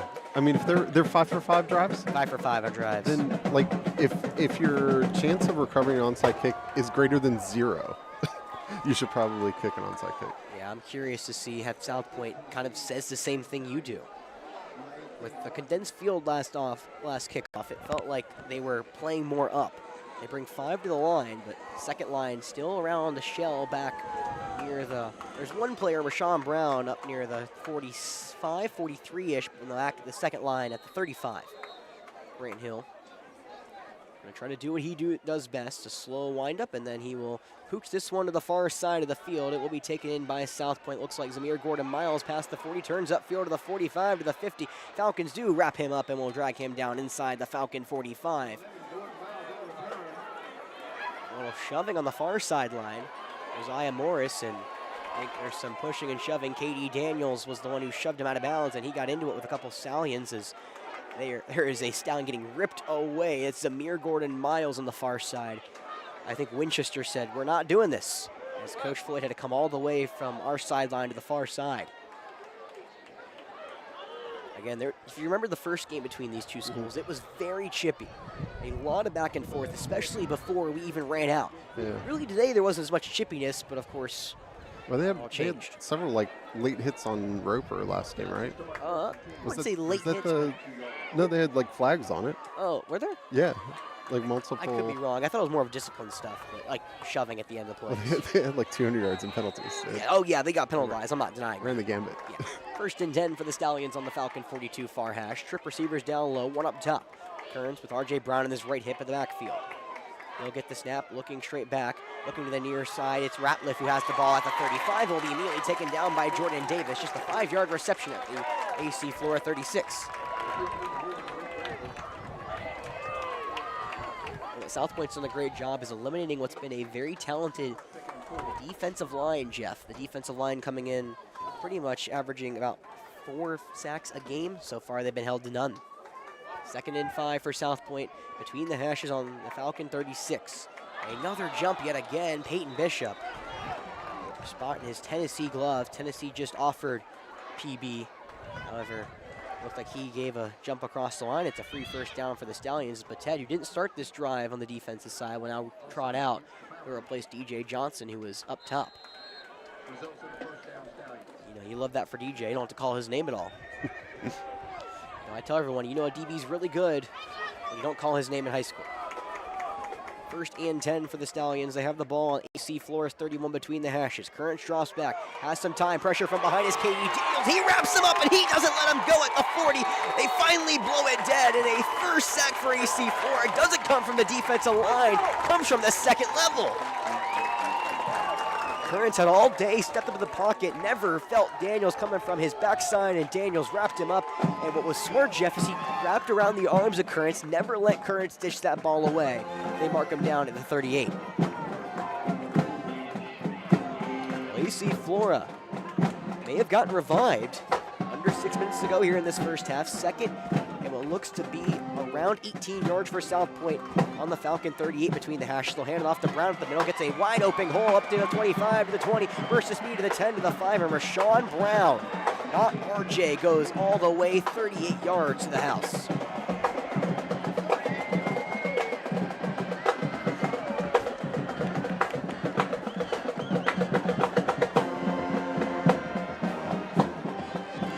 Younger brother of R.J. Brown, Rashawn Brown, the freshman, goes 38 yards, gives his brother some relief, and South Pointe up to 41 points here in this first half, 41-14 pending the extra point. Austin Miller on extra point, up and good.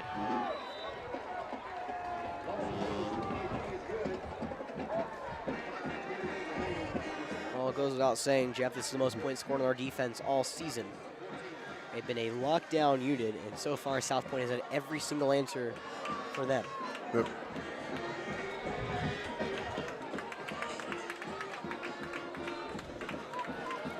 What's really taken it down is Currents' ability to run. He's already showcased that. 82 yards on the ground, 139 through the air. The Florida Falcons respect him and kind of played a shell defense, not kind of. Read option play, it looked like in a sense, and Currents handed it off, and there was no one in the middle of the field to fill the hole. Well, 5:28 here to go in this first half. 42-14 lead for South Pointe. Patet and Price back at his own 5. I would be insanely surprised if Miller gave them a chance to return this one as he boots this one deep. It will be taken in. I think that's actually Charlie Scott inside his own 5. He'll return this one. No, it is Price, excuse me. Goes past the 10, shakes off one tackler, breaks another one to the 20, tries to squirm through a couple, keeps fighting to the 25 before he's finally dragged down. Logan Price with a shove late. Looked like he got into it with number 31, Quan Bryce, and now a scuffle at midfield. Logan Price with an aggressive kick return, as it has been very chippy since the hit to Benag on the kickoff.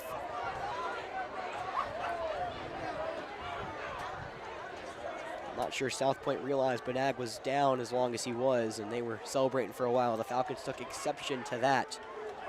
Even though Berg came over and apologized and had no ill will, it seems like these two teams are now at each other's faces. The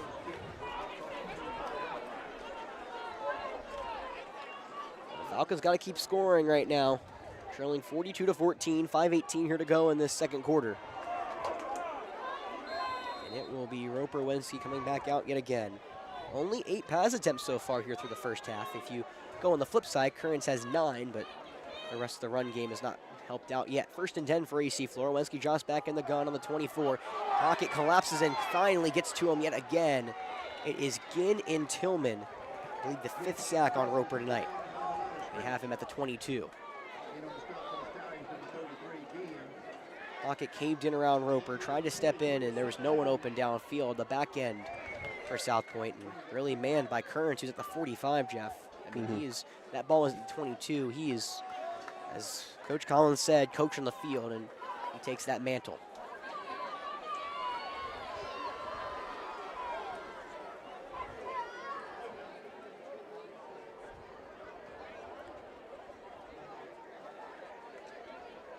Loss of around 4 in the play. 2nd and 14 for AC Flora on their own 22. In the gun, Wesley gets the snap, dropping back. No one open yet again. He will roll out to the near side. Throws it ball downfield, a prayer up. That hits just gently around midfield. Gordon Miles in coverage. About 5 players were around Davis and Charlie. Brings up 3rd down.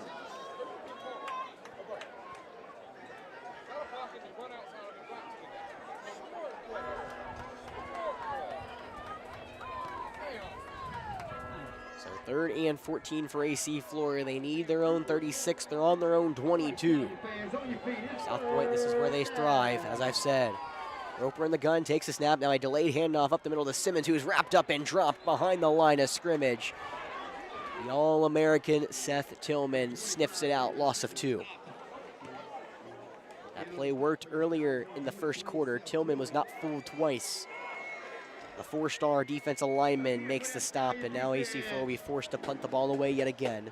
4 minutes here to go in this second quarter. Looks like Watkins and Gordon Miles around midfield to receive this one. Roper at his own 5 on this 4th down play. Ball is placed at the 14-yard line of the Falcons. Now Gordon Miles and Watkins will step in around the 45 of AC Flora. Roper kind of checking the play as a punter, maybe see something. Again, on the defensive line for South Pointe, also makes a motion. Roper kind of takes his time, and now we'll step into it. A fly kick up around the 50, and it might have hit a Stallion. It might have touched Worry, but it goes out of bounds at the 45 of South Pointe as Watkins lets it go.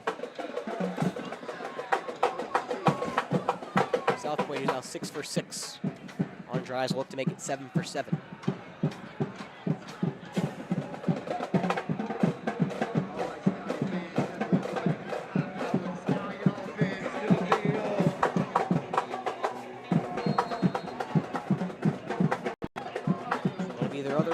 Amir Gordon Miles, he's been heavily used as a safety this year. Now will be on the right hip of Currents coming out. 42-14 lead, 1st and 10 for South Pointe. They have the ball on their own 44 near hash. Currents steps back, he'll throw that quick out route up top to Watkins, who takes off past the 45, spins towards midfield before he is tackled. It'll be Brandon Williams on the stop, pick up a 5 at the 49.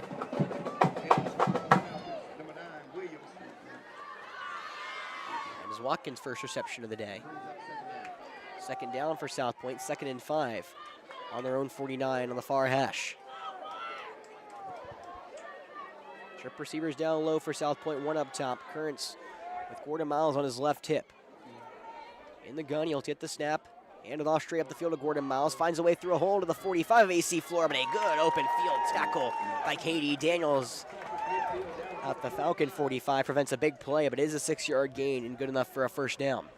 And that's another Stallions first down.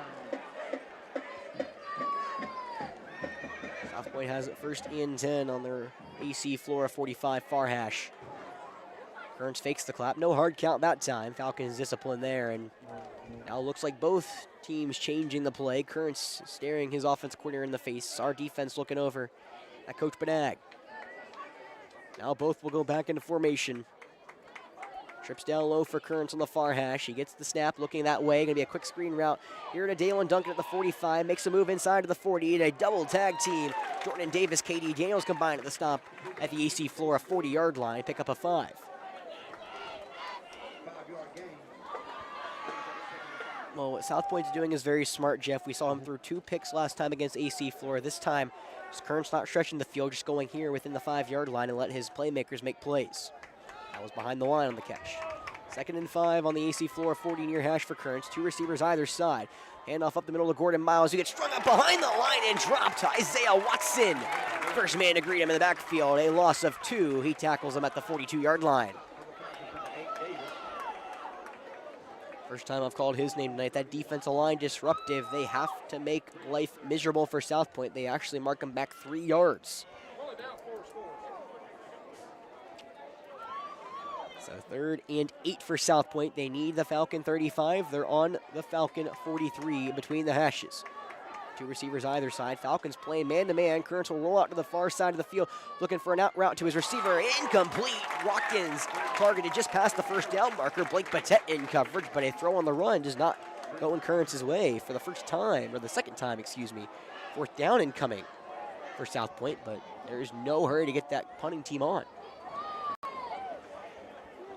The first time there was a 4th down, this is why I forget about it. It was on a play to be ran because it was a hard count. Now it'll be 4th and 8. South Pointe needs AC Flora's 35. It's a pistol formation at their 43. Falcons looks like they're playing man-to-man. Put 6 in the box. Linebackers creeping up, and now Kearns smartly checks the play. 1:03 here to go in this first half. Falcons could use a stop here.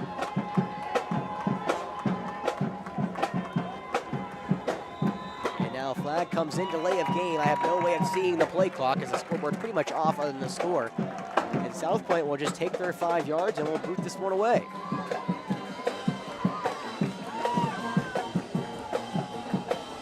Isaiah Watson threw a pass Jeff to the sideline for his towel. It got about 3 yards in front of him. That wind's no joke. Yeah. Wind's blowing from, not really, you can't really see it on the field as much, but from up here it's blowing from near side to far side. It will be Caden McClure back to punt this one away, Jeff. He's inside his own 40. The dangerous Blake Batet, who you said needs a punt return for his bingo card. Yeah, let's go right He's here. at his own 10. Curious to see if McClure finds if he wants to boot this one deep. Ball spotted at the Falcon 48-yard line, and flags come in yet again. No, play blown dead. No flag. No, it is a delay of game. Yes, it is. Interesting. Another back-to-back delay of game. Well, we can only see one, but I guess South Pointe may have lost track. There's something for Coach Collins to talk about.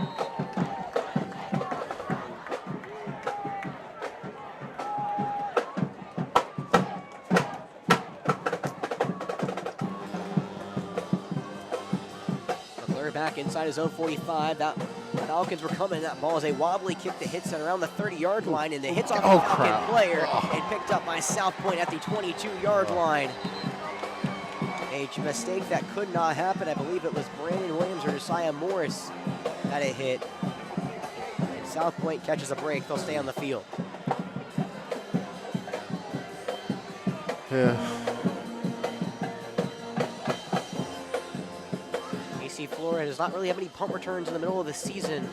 Look for the confusion. So with 54 seconds left, South Pointe has at the 22-yard line, 1st and 10 of AC Flora with a chance to add on.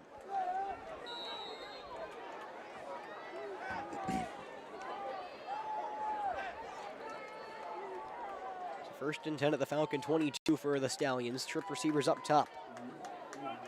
Kearns in the gun. Looks like it's Gordon Miles on his right hip. He'll clap, get the snap, hands it off up the middle. Gordon Miles runs it left side, breaks through one tackle up to the 20, tries to cut it upfield, then goes out of bounds. Brandon Williams slings him around and drops him to the ground. out of bounds and around the Falcon 16-yard line, pick up a 5. That's exactly how the first drive really started last time, Jeff. Well, the first part of the drive, I guess. So 47.7? Yeah, I believe South Pointe has 2 timeouts remaining, maybe No, one. one, right. One? Okay. Yeah, you have it better than I do. They don't have, the scoreboard's not doing me any favors over there. So 2nd and 5 for the Stallions. They have the ball on the Falcon 16 near hash, going from right to left. Currents in the gun, 3 receivers up top. Gets the snap, looks that way, looks for an out route. Now comes back to the near side. He'll tuck the ball and run up to the 15 to the 10. Makes a move inside the 5, reach for the end zone, and he gets in. Touchdown, Currents. He broke through what looks to be the tackle of Larry Pickett. And Jazavian Currents has been everywhere today and adds to his impressive total. That time, a 14-yard scamper. Or 16-yard scamper, and a flag comes in late.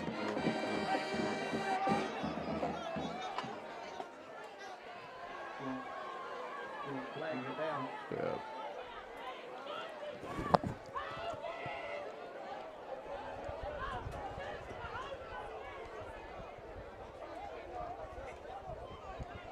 So deciding whether to assess it on the kickoff or the extra point, I guess. I believe so.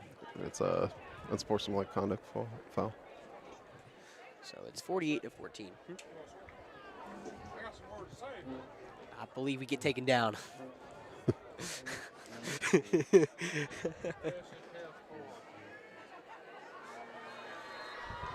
Lawson Miller on for the extra point. And 48-14 with 40 seconds left to go here in this first half. Extra point, diving Falcon, not there in time. It's up and good.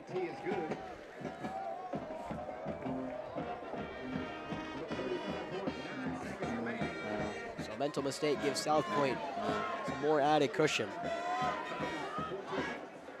This is now the most points AC Flora has allowed in a game all season, 49.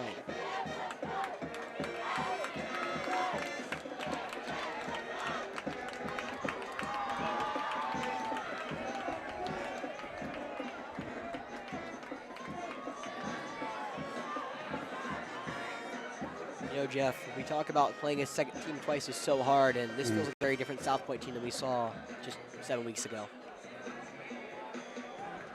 Wait, say that again? I Sorry. said we talk all the time about, you know, playing how playing a team twice is so hard. I feel like a very different South Pointe team than we saw back in week 5. Yeah, I didn't know they showed up to play. Yeah, this is the best. Aggressive from the beginning. This is potentially the best team I've ever seen touch a field. That includes 23 Irmo, is what we saw. That was a very good team, and this team just looks. AJ Brand. Yeah, AJ Brand. This team looks like a team on a mission right now.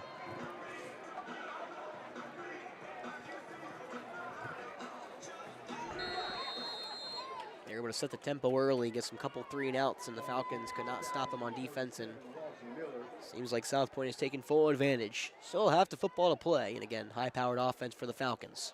See what they can do here. As a squib kick from Miller goes to around the 40-yard line. It bounces right up to, looks like Grady Bell, who will slide down at the 39. It was actually Mac Huey on the get-in.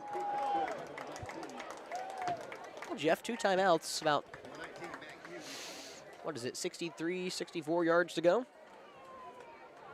Yeah. Seems like South Pointe's been very disciplined on the back end. We'll have to find out how disciplined. As Charlie Scott, the speedster, may be used in very various ways, very different ways. 1st and 10 for AC Flora, pistol formation.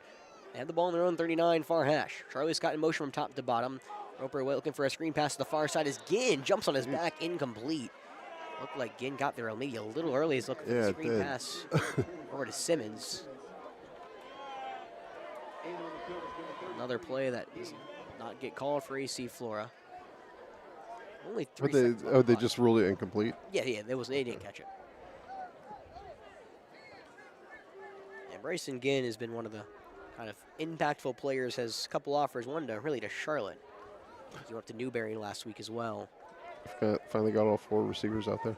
I know, this maybe street time is now Ginn, the lineback edge slash player. He'll drop back into the linebacker. Only 3 down linemen for the Stallions. 2nd and 10 for AC Flora on their own 39 far hash. Falcons look for the screen pass to the far side. It's Simmons who gets hit in the backfield. He cannot escape one tackle. Hitting him first was Caden Watkins before the rest of the Stallions wrap him up.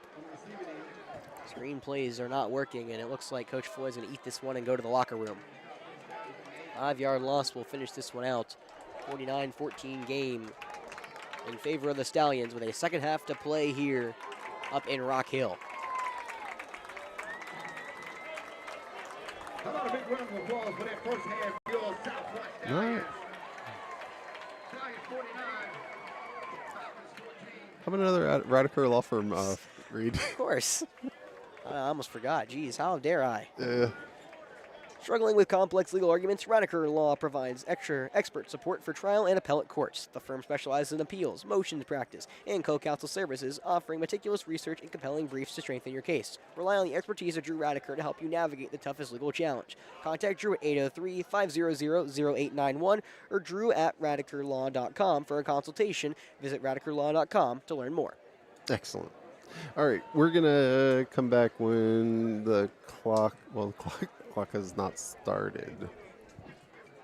All right, we'll come back when we're a few minutes away from second half. See you.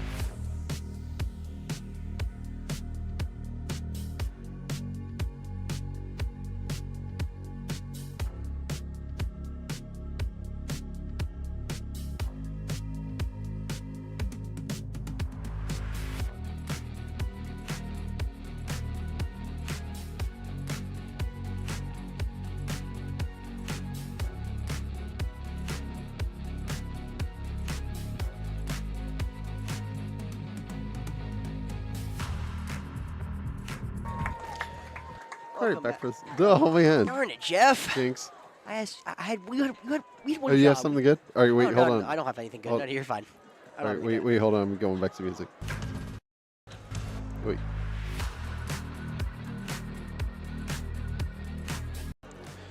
All right, welcome back to the second half. What if I would have jumped in there again? Yeah, that would be great. I couldn't tell if you were waiting for me or you, so I took a second. Thankfully, I took a second. That's how it Yeah. goes. That's all right. Both teams stretching out, getting ready to rock and roll second half. Well, I did do the math, Jeff. Xavier Currents, monster first half. 247 yards of total offense for him. Jeez. It's a lot. That is. That projects out to almost 500 yards. Correct. That is. The math is good. He's been very, very good tonight.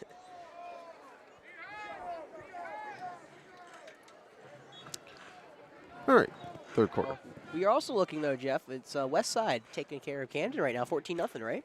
Yeah, that's what it looked like. Although it's been 14-0 for a while. I wonder if somebody just forgot to continue to update. Well, I can also check. I can also always check Lou Bajak. Yeah. And I do want to give a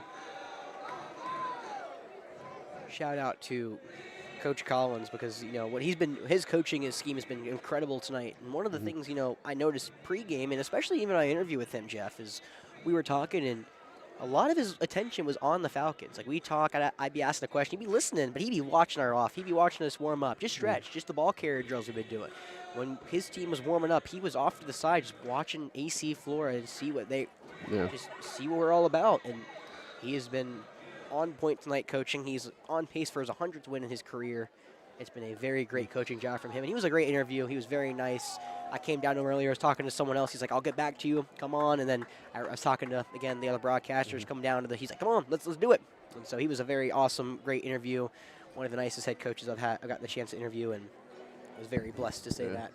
Awesome. Hey, Irmo and White Knoll are tied. I just saw that. It looks like Jaden Bryant was limping off the field. Jeez. Yeah, tied with a little over halfway through the third quarter. That's pretty cool. I'm friends with one of the Irmo moms, so I've been very keeping just an eye on them the whole time. Not like obviously not as much as us, but try to keep my eye on them. Burns and Dutch Fork. It's only 7-0 Dutch Fork. So Burns still fighting around there. That's kind of a fun game. Caden Watkins back to return this one. He's on his own 10. So we're gonna do my announcer shtick with all the screen can't see is Grant Hill poots this one to the near side, caught over the shoulder by Rashawn Brown. That ball hits the turf and he jumps on it inside the 30. Almost a break for AC Flora, but he recovers his own mix. Looks like Zamir Gordon Miles was about to take it in, but Brown went over his shoulder, tried to make an acrobatic catch and ended up costing his team about 10 yards. He spotted down at the 28.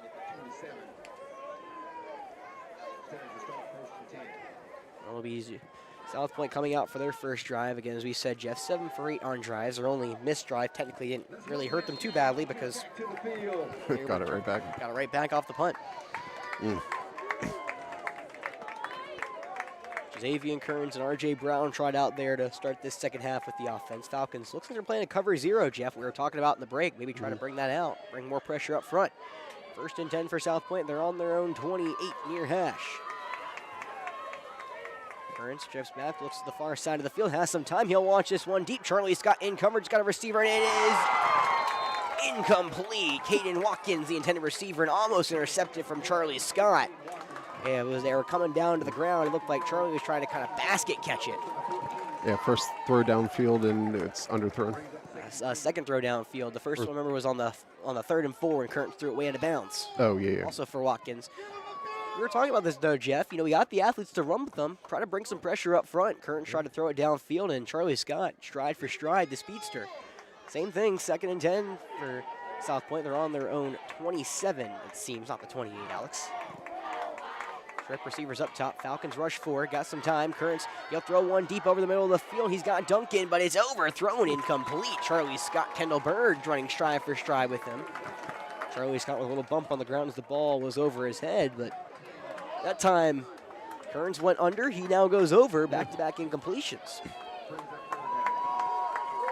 This is the thing I said to you, Jeff. I said, hey, maybe you should just, try to play him up front. We already talked about in the pregame how Currents' accuracy downfield is not his strong suit. He's more of an athlete that's, you've seen tonight, more of a runner. He's a safety, of course, as a commit. Yeah. The athlete shows his ability to run the ball. His passing is not his strength when it comes to quarterback. It's his playmaking abilities. We're not coaches, but we were talking about on the way up here, not having any safeties. Correct. He scrambles out now. A throw to the far side of the field to Ratliff, and it's caught complete. Patet in coverage. That one's out at the 42 and a first down. 41, 15-yard pitch and catch to Ratliff.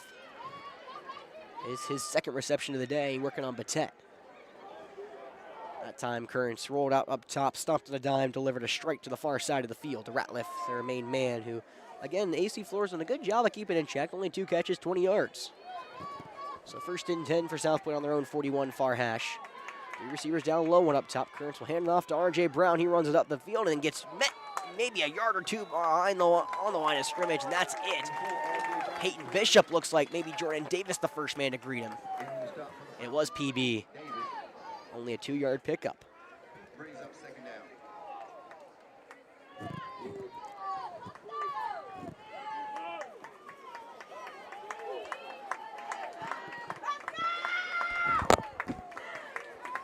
Falcon faithful, unwavering support here tonight. 2nd and 8 for South Point. They're on their own 43 far hash, going from left to right. Currents claps, gets the snap, he'll drop back, looks to the near side, pump fakes, pressure comes up the middle, he trips up in the pocket, throws one to the far sideline, it is incomplete, about 5 yards to Ratliff. Blake Patet in coverage yet again, and another downfield shot Currents is yet to hook up on. Brings up third down.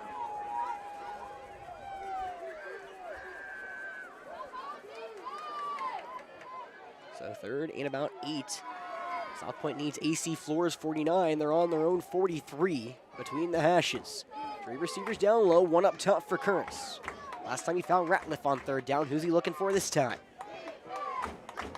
Currents claps, and it looks like he'll be Rashawn Brown, who runs up the middle, bounces outside, past the 45 to around midfield, puts his shoulder down, gets first down yards, and is tackled at the AC Flora 47. Blake Patet, as well as Larry Pickett, combined in the stop. It's a 10-yard pickup for Rashawn Brown. Back-to-back 3rd down completions from this South Point team. It's been AC Flora's strength here on 3rd and 4th down conversions. So far tonight, it's been South Point who's won that battle. 1st and 10 on the Flora 47 far hash, going from left to right with under 10 minutes to go. Or just over 10 minutes ago. Currents rolls out to the near side, throws an out route caught by Dalen Duncan at the 35, reverses course to midfield at the 30, gets tracked down from behind by PB, but he gets past the 25, and they'll mark him down at the 23. Jeez, Peyton Bishop tackling somebody 25 yards downfield. Yeah, Peyton not giving up right there, and number 0 showing a lot of hustle. And that's another Stallions first down. I don't know what came out of my mouth, Jeff, but hustle was it. 24-yard completion to Duncan, their leading receiver on the day, now over 100 yards. 1st and 10 for South Point. They're on the Falcon 23 near hash. Currents looking for a screen up top. It's the forgotten man, Hollis, that gets upfield to the 20. Flag comes out to the 15, goes out of bounds, takes a hard hit from Charlie Scott at the end. That warrants a flag from the backfield judge. And we'll be offsetting penalties as the hold came out as Hollis was making his move to the outside, and Charlie gave him a little bit of love tap on the outside.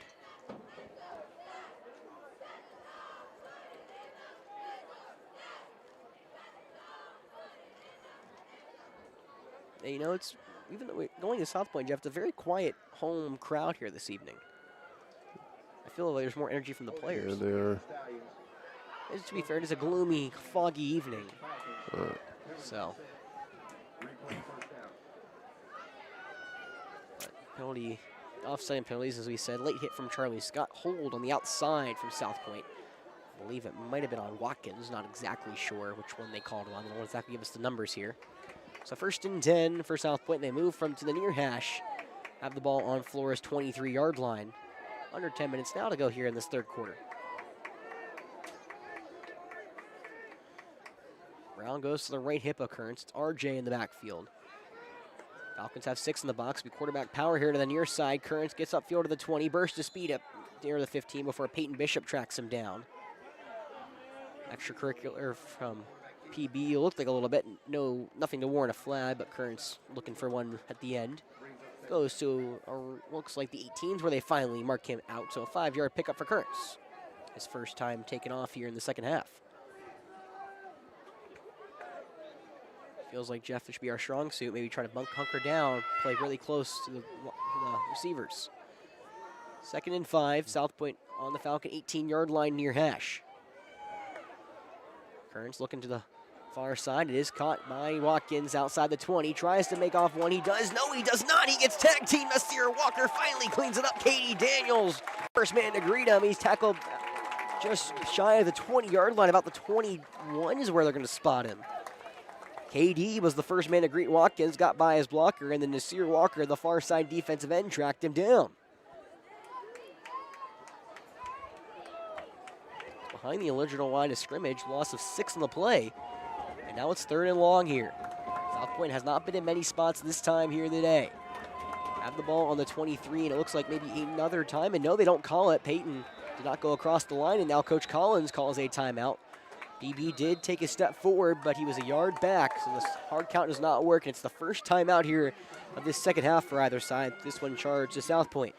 Well, while we give you a second, we want to thank our sponsor, the Big Red Box Dumpster Company. They're an all-inclusive private waste disposal company offering 15, 30, and 40-yard dumpster rentals in Columbia, South Carolina.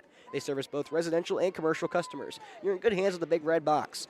Visit them online at bigredboxdumpstercompany.com or give them a call at 803-783-6834 to book a dumpster today. I didn't have their logo up. It's up now. Stream fail. No. Embarrassing.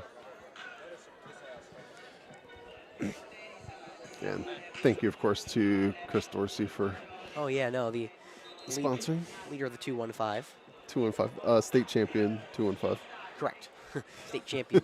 2-time state champion 215. That's right. AAA and then senior team. Yes, AAA Gold won it last year. Senior team won it this year.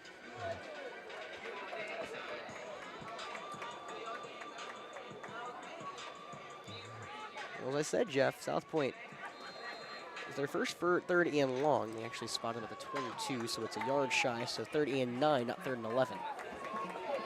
I mixed up the other two. They have the ball on their AC floor 22. They need the AC floor 13 for a first. Far hash for Currents in the offense. He gets the snap, looks to the near side, now looks at trip receivers over the middle. No, it's a far receiver that's caught at the 1 and into the end zone. Forgotten man, busted coverage. Terrian Starnes completes it, and AC Flora looks like the zone just did not work. There's only one receiver on that side. And It looked like there was trips, but they tend to want more with the man in the middle.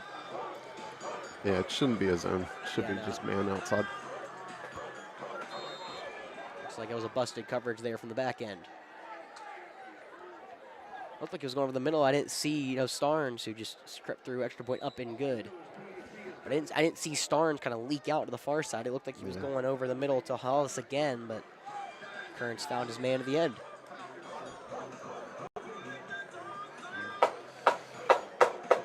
Oh, man. Oh, I got to play some background music.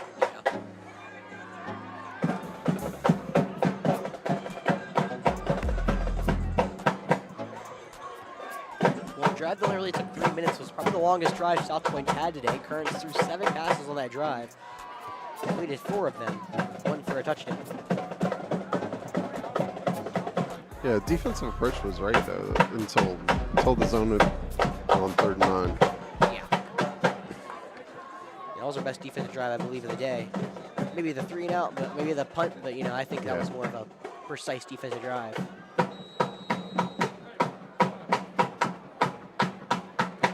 We lost to Miller to boot this one deep. Price and Batet back inside our own 10. Again, I doubt Miller will give him a chance to boot it, return it. Kicks to the far side, that's where Batet is, and he will field this one inside his own 5. He will return it, taking it in from the 4. Comes up to the middle of the field, tries to track near side, but he gets tracked down around the 16-yard line in some extracurriculars near side. It was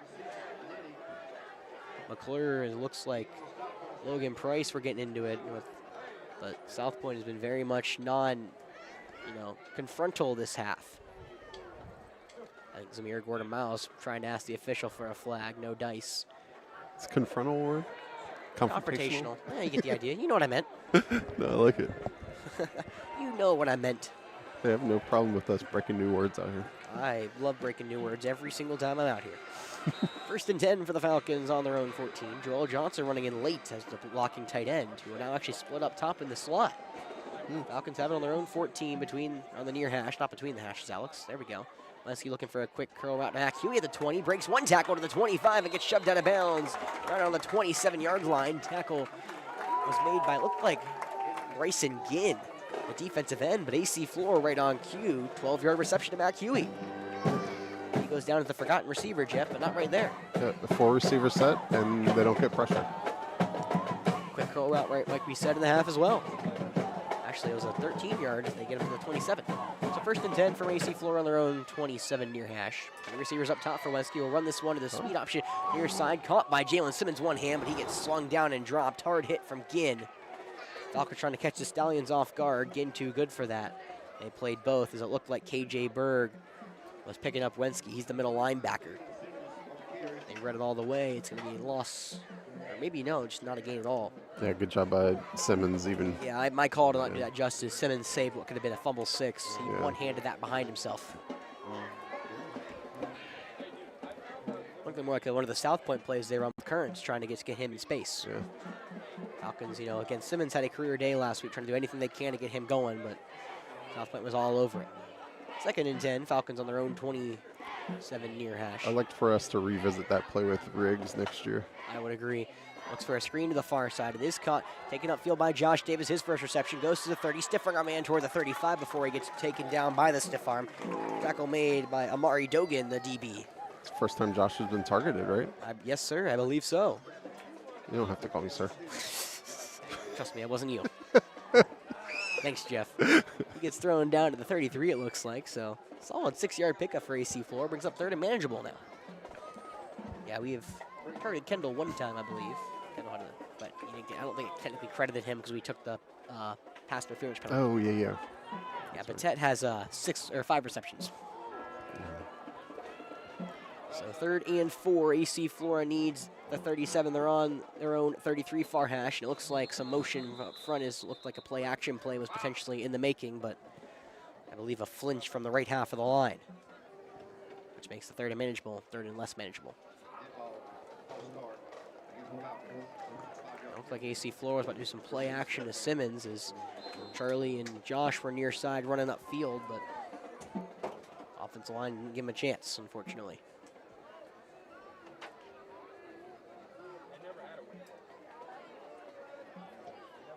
So 3rd and 9. Falcons now backed up on their own at 28. Far hash it again, going from right to left. Wensky in the gun will read option. He'll tape it himself, try to get out to the 25, but he can't escape. Winchester, the middle linebacker, drags him down behind the line of scrimmage. They loss of 1 at the 26. Falcons trying to break some things out. A read option. We don't see Roper keep it too many times, but that time South Point was not fooled, and AC Flora will be forced to punt.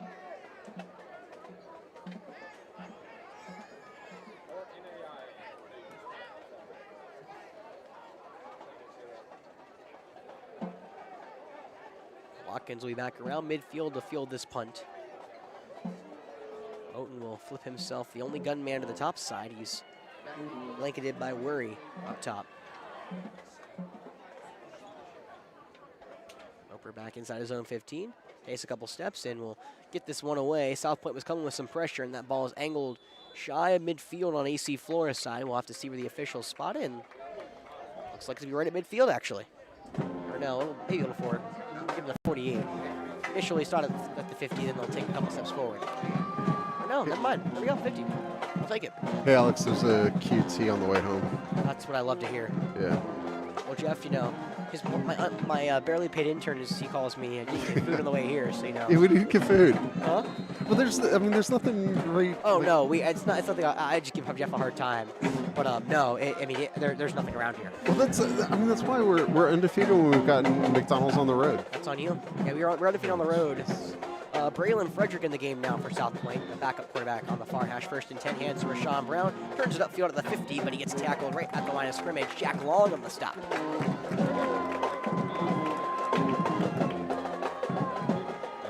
Davian Currance's day is done. The senior finished off a touchdown drive and turned it over to the junior quarterback that will be leading them next year, it looks like. 2nd and 11. Loss of 1 on the play is officially at the 49. They'll hand it off to Brown. No, it's going to be Frederick who keeps it, turns it upfield to the 45. Stop and start near the 40. Spinning pass out of bounds, and Isaiah Watson shoestrings tackle, but Frederick gets a good gain on the play. Pickup of all the way to around the 36. So a 15-yard carry officially.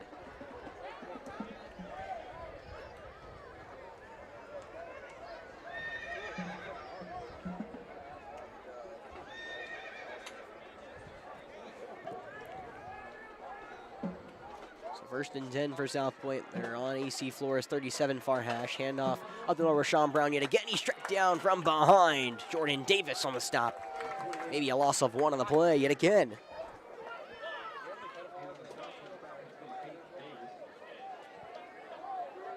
Back-to-back 1-yard losses for Rashawn Brown.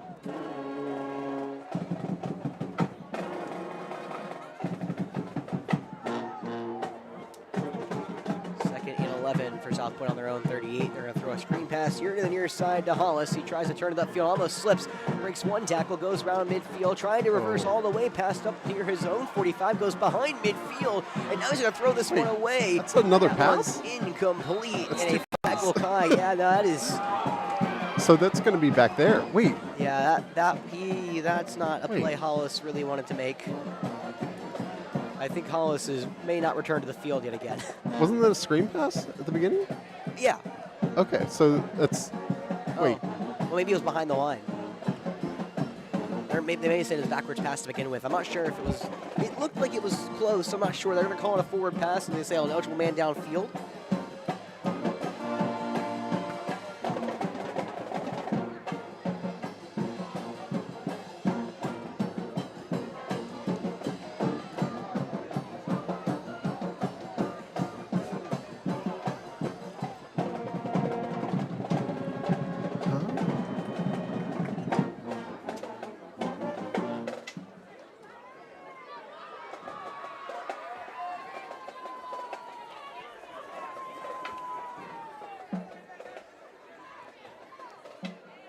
There's a lot of talk, and they're going to. So it's a decline penalty, I guess. I believe so. They'll make it 3rd and 11.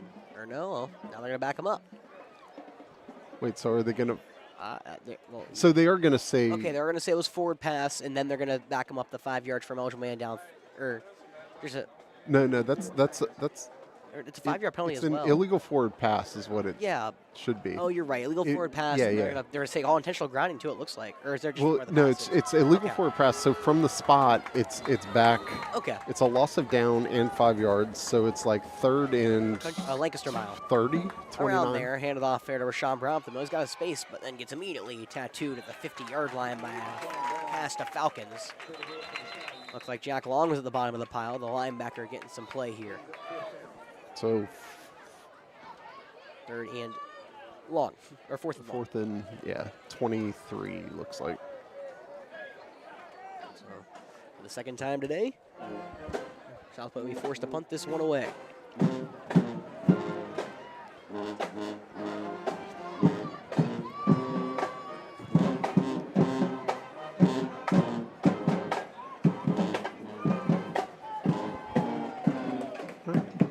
Still an opportunity for Blake to. Complete his bingo card here. McClure back at his own 35 to punt. Falcons get a good one. It's blocked by KD Daniels. Hits it around the AC Flora 30, and McClure will fall on it. At the 31, KD another, and it looks like an official's down near side, Jeff. He is down way in the boundary, though. Oh. Yeah, he is down way in the boundary. Wait, how did he? That's what I can't figure out. So for those, obviously y'all can't see on screen, but the officials have the white area to run. He is down behind the white area, like probably like where our coaches would past where our coaches would stand players. And it's not where like KD was. He was about he was on the 5 field, yards further upfield. Definitely got knocked. I'm just not sure by who and how. Other players. Well, my only thought process is like he's not supposed to be there. is the weird Yeah, question. That's not where the officials are theoretically allowed to run. Yeah, it's well off the line.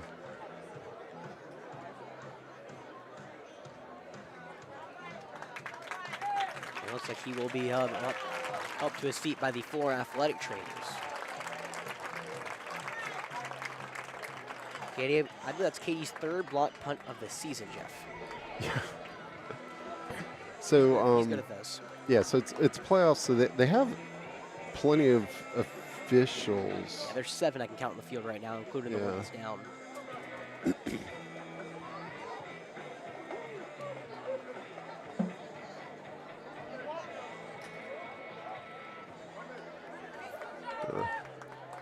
Help the official back to our training. Yeah, and Katie kind of make sure he's all right. Looks like he's going to hold his right leg. Ugh. So now the ball's in the rest of the referee's court. What do you do here? Yeah, so there are flags down. Yeah, there are flags down. Technically, if you hit an official, it is a penalty. That's just the rule. Well, Now the question becomes, Jeff, was it like where did the official get hit? Was it inadvertent? All that stuff. oh no, Oh, I think it's unsportsmanlike against South Pointe. You're right. Point. Yeah, no, it's the. I don't know if it was related to the hit though. Yeah, I don't know. I don't think it was. Usually, because the flag came out if the referee was down. So Yeah, because it was on. I think it was on 33. that was Ginn. Because he was in the middle of Interesting. the jostling, but it could have been on somebody else, I guess. Yeah, well, the Falcons will get now, I believe, the first time in the red zone today, Jeff. First and 10 on the 16-yard line. The gun is Swinsky with Simmons on his right hip. They'll get the snap. They'll play action. Looking to the near side, it's Grady Bell. A little too hot to handle. Looking inside the 10. Trying to hit their big tight end.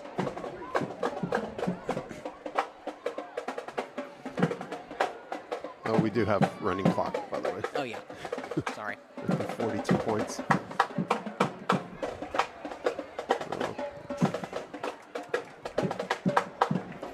AC Flora's about 10 seconds to get another play off here with the running clock. Second and 10 on their own on the South Point 16 near hash. One receiver either side. Once he gets the snap, hands it off to Simmons. He runs it right all the way, then cuts it upfield to around the 10 before he's taken down by a couple of Stallions at the 12-yard line. And that will do it here in this third quarter. We'll move into the fourth. Before we get there, though, Jeff, of course, you got to thank our sponsor, the Big Red Box Dumpster Company, because whether you're a homeowner or a contractor, the Big Red Box Blow-Off Dumpster Service can help with all types of cleanup. No project is too big or too small. Big Red Box delivers to residential driveways, construction sites, businesses, and more. Learn about how they simplify dumpster rentals and how you can help. They can help you find a dumpster today in Columbia, South Carolina by visiting them online at BigRedBoxDumpsterCompany.com. There we go, Alex. There's a All right, nice work. good cover. Good recovery. You got 100% on that ad read. Something like that. Oh, I need to switch.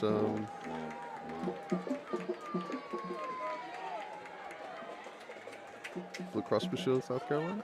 Yep. One last one.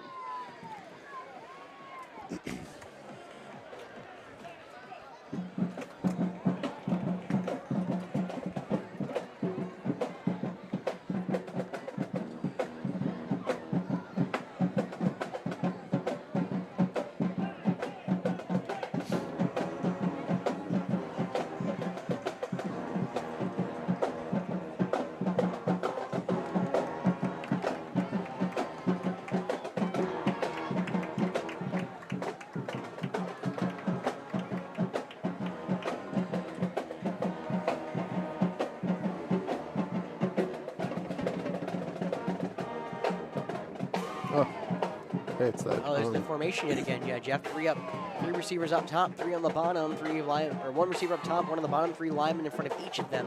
Roper with Blake on his right hip, and now a timeout called from Coach Collins. He is not getting in there. Three linemen up top moved to the formation, and Coach Collins said, "We're not doing that. We're going to talk this one over to make sure we know what we're doing."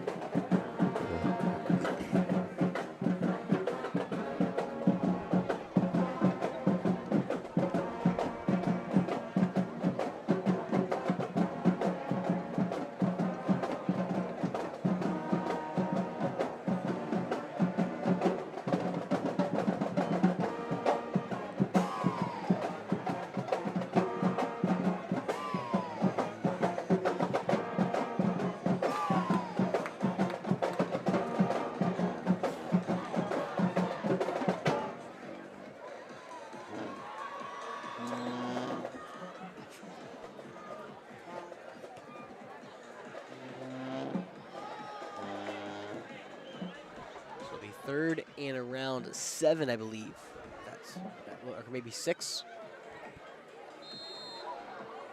Falcons on the South Point 12-yard line. Again, that formation, now the 3 linemen from the bottom move up top. One receiver, Josh Davis, down in man-to-man. Once he gets the snap, he runs it up the middle, tries to pick his way forward, but he gets none of it. South Point all over Roper. And on the stop, it looks to be Ty Bryce, the defensive lineman. No gain on the play for Roper. Oh wait, no, it was Blake. Oh, it was Blake. Yeah, they gotcha. kind of I didn't see. Roper like cut away. Oh gosh, I did not see that at all. Yeah. So 4th and about 18. AC Flora is going to maybe go for this one. What do you have on the stream, Jeff? I gotta see over. 4th and 8. Yeah. Yeah.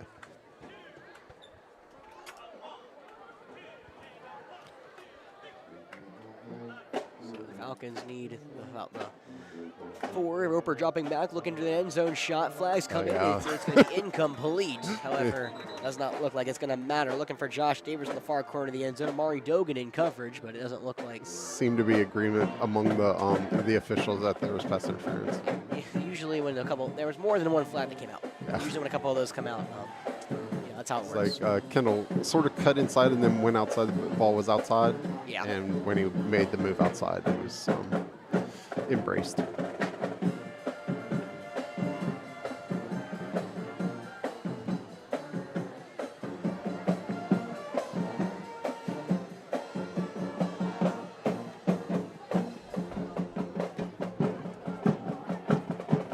Maybe there's offsetting penalties because it looks like they're put in the spot.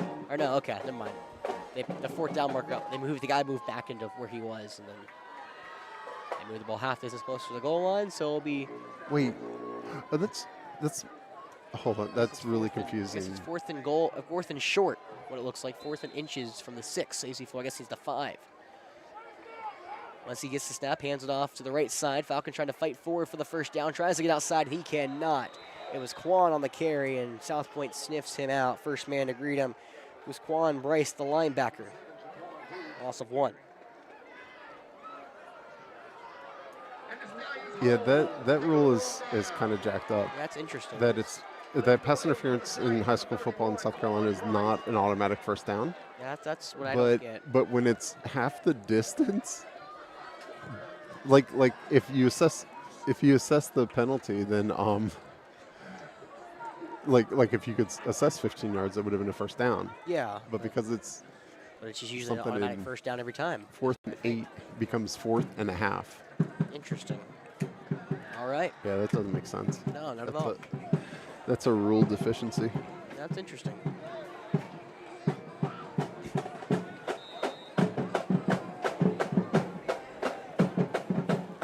First and 10 for South Point, backed up on their own 6 near hash, going from right to left.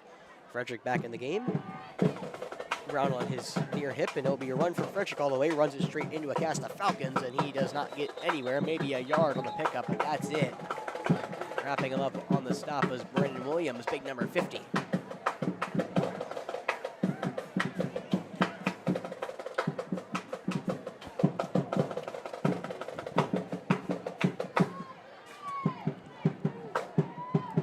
Second and 10 for the Stallions between the hashes on their own 7.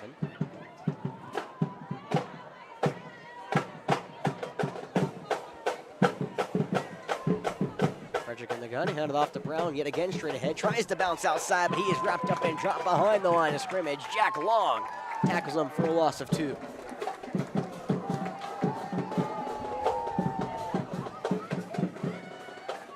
Oops. I have failed. What'd you do? We lose? Are we off? No. 13-11 on the 5-yard line, and another offsides penalty for AC Flora. The whole defensive line moved on the hard count there.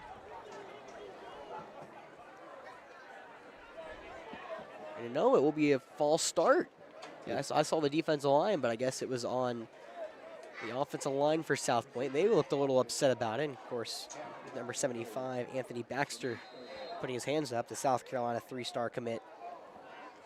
The 22nd best player in this class here in South Carolina. So 3rd and around I believe 14-ish for South Pointe.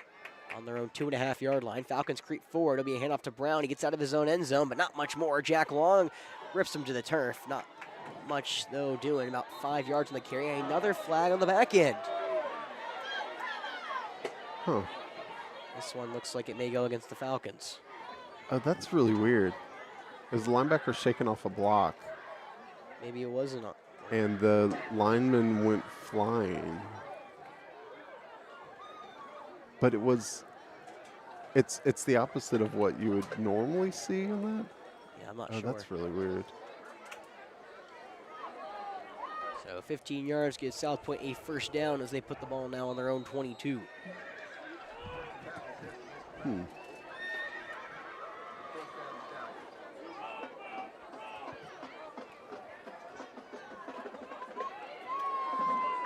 First and 10 for the Stallions on their own 22, far hash. Frederick gets the good bad snap down, pulls it himself, pulls to the far side of the 25, gets tripped up past the 30. Near first down yardage. I'm going to say 10 yards, which is good for a first down. His third carry of the game, 26 yards. Looks like 9 yards. Oh, 9? Oh, looks like they're ready to move the chains already. 25 yards then. Second and one. Chain crew was ready to go. I know, they I thought they were, that's why I said it. Second and one, around 20, 32. And off this time to Brown, runs it near side, cuts it back upfield near the first down marker, but then gets driven back by a cast of Falcons. Peyton Bishop on the stop. I think Nasir Walker was also around as Jack Long. And, Injury.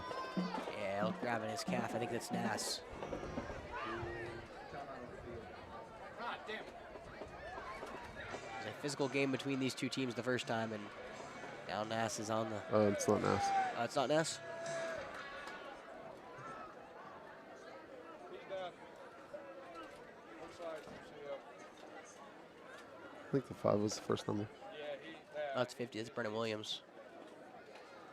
I couldn't tell him. I saw the 5. Yeah, Ness is. Yeah, I see Nass. Yeah.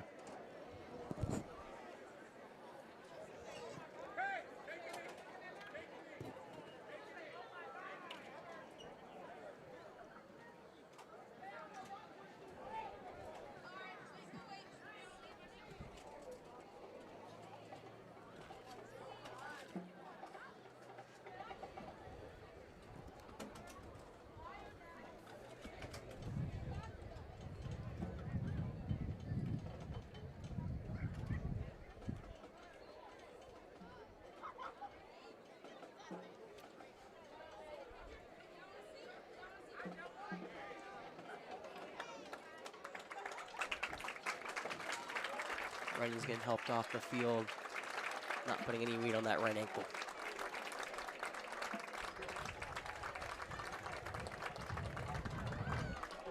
Brennan has been a big part of this defense all season. I'm really going to talk about him much today, but 34 tackles for a loss, 12 sacks in the season for number 50.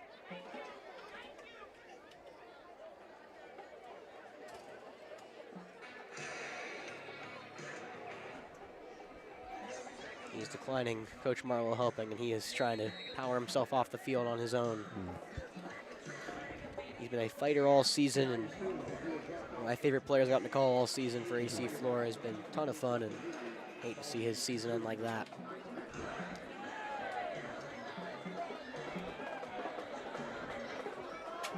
So first and 10 for South Pointe on their own 33 between the hashes. 6:40 left to go here in this one.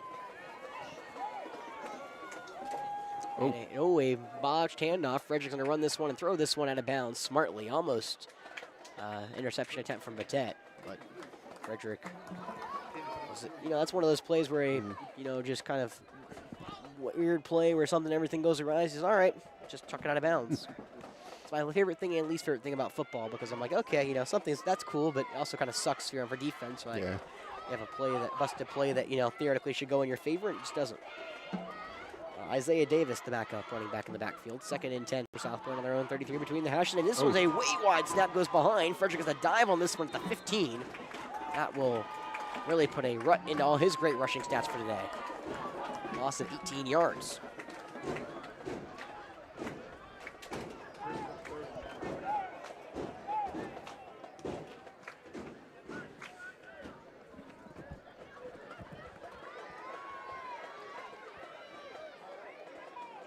So 3rd and 28 for South Pointe now on their own 15-yard line between the hashes.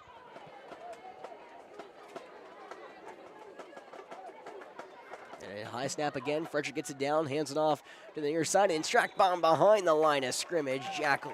No, it looks to be Brennan Frederick, Jeff, Yeah, that is Brennan Frederick. on the stop. And the backup running back Isaiah Davis on the carry. Loss of around 1. And that will bring up 4th down and a punt here for the Stallions. They have a backup center in, maybe? I would have to imagine. assume that's the only thing I can think of. Their line's incredibly good, and senior Brandon Williams has not had a bad snap I've seen. Yeah. Only one he just wasn't, his Kearns wasn't prepared for one earlier in the night.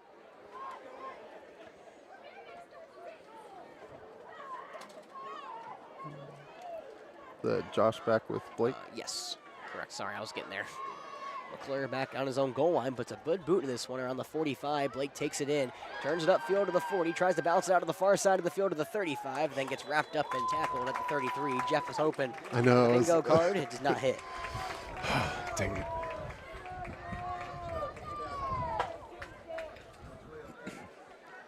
You see Flora trying to put some points up here in the second half. It'll be one final time for Roper Wensky in the offense. District 3 South Stadium, clean and green. Once again, if you visit our concession stand, please put your litter in its proper place to help us keep District 3 South Stadium clean and green. Also, students, Backup receivers for him as well as Josh Davis up top. Darius Moten in the game, I believe. On the right hip of Roper. 1st and 10 on the South Pointe 33 far hash. Roper gets the snap, dropping back, looks for a swing pass to the near side. Moten has it at the 40. He'll try to turn it upfield and more. Gets past the 35, squirms through a tackle at the 30, and then gets wrapped up and shoved down at the 29 of South Pointe. 4-yard completion.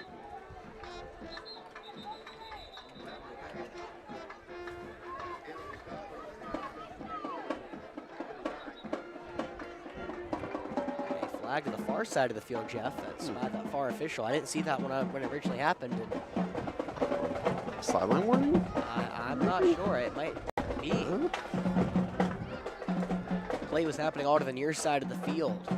The far side has nothing really important happening.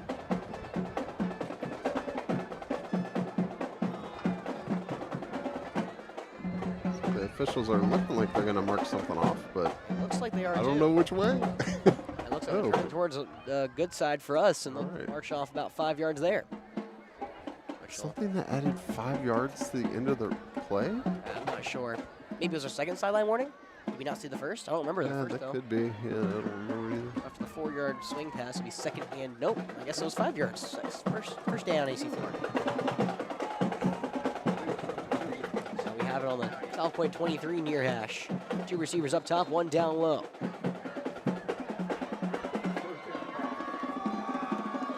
All-time winning pass. Later gets the snap, dropping back, straight back, looking for a go route to the near side. Incomplete. In and out of the hands of Kendall Bird.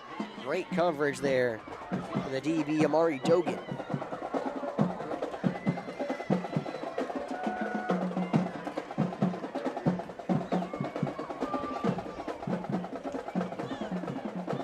Southwest students, if you would drop off the matchup, please call your ride. So 2nd and 10 off the 23 near hash of South Pointe. Looks like it's Logan Price in the backfield with Roper, Jeff, and that's where that handoff's going to go, straight upfield. Logan trying to bounce outside, but he cannot get out of the great grasp of Winchester. No gain on the play for Price.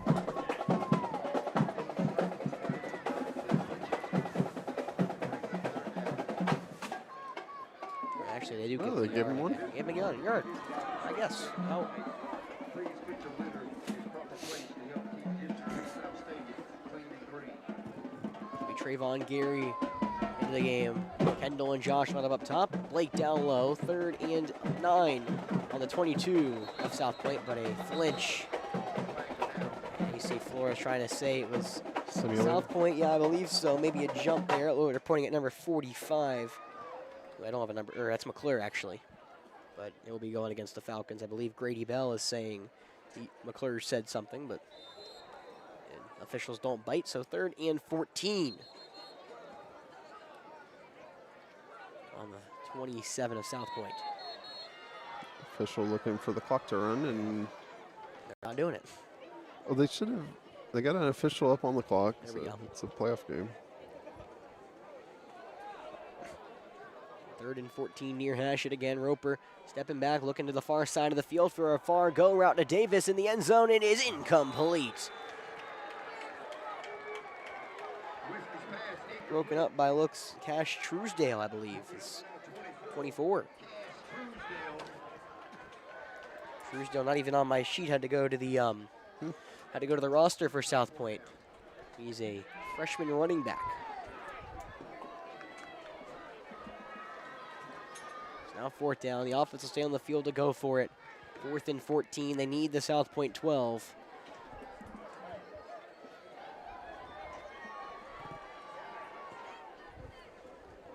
On the game on the right hip of Roper. One receiver down low, 2 up top. They're going to, looks to be like a flea flicker all the way back to Roper at his 40. He's able to keep the ball at the 40. Tries to spin this one, dumps it off to Charlie Scott at the 30. Turns it upfield to the 20, but he's tracked down inside. A broken play looking for Grady Bell, and Roper was able to just flick it off to his senior receiver for one final time. He gets to the 17 before he goes down.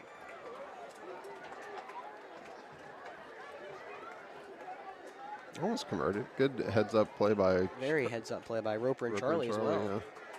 Yeah, that connection giving them, and it should just be, that will not be another snap, as South Point and Flora will go line up and shaking hands. It will be a 56-14 game in favor of the Stallions. South Point had a dominant offensive performance. Their defense shut down AC Flora, and fortunately our Falcons could not get back into it. Yeah.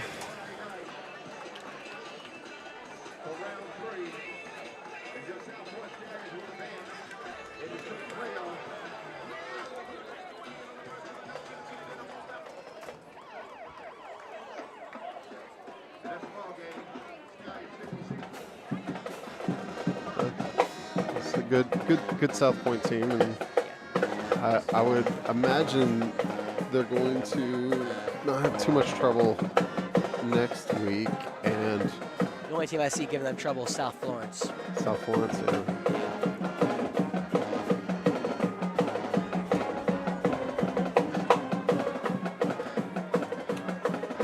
It's almost a good sign, Jeff. Azel's out there in the handshake line. Oh, is he out there? Yes. Currents very much. Gave him a tap back.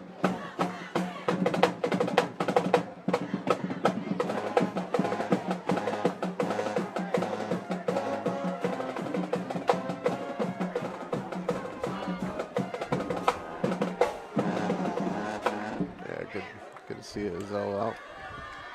Yes, Juice is also in the handshake line as well. All right. Well, went in the way we wanted to, but good season nonetheless. It was a really fun season. I'm always a blessed to be able to call this team, and a really fun game. Well, not a fun game, but a fun season. I've been able to really invest in a team that was a ton of fun to watch. Offense was incredible, and defense was very much locked down. Just unfortunately didn't have our A game tonight. And Yep. when you play South Point, you have to have their A game, and it's kind of what cost us, I feel like. Yeah, that's for sure. All right. What's next? Thanksgiving? I believe so. I don't think there's any basketball between that and Thanksgiving, at least any time soon for. I don't know if I want to go to C.A. Johnson on Wednesday or not. Actually, I kind of want to go and watch C.A. Johnson play. Yeah. Yeah, should be a good team. Oh, I'm like moving the camera as though it's on the stream. So yeah, might have basketball next week, or it'll be like mid-December before we have a home game, something like that. Yeah, it's around, I think, the 12th is our first home game. We have 2 away games to start the year. Yeah. Or 3 actually. We play River Bluff, Ridgeview, and Dutchport, Yeah. which okay. is funny. 3 5A teams. Yeah, and then we get to host Dutch Fork and Ridgeview. Yeah, or not no, River Ridgeview, Bluff. River Bluff. On the Sometime 12th, in mid. 12th and the 16th, I believe, is what we're looking on the way here. Yeah, we'll probably have those.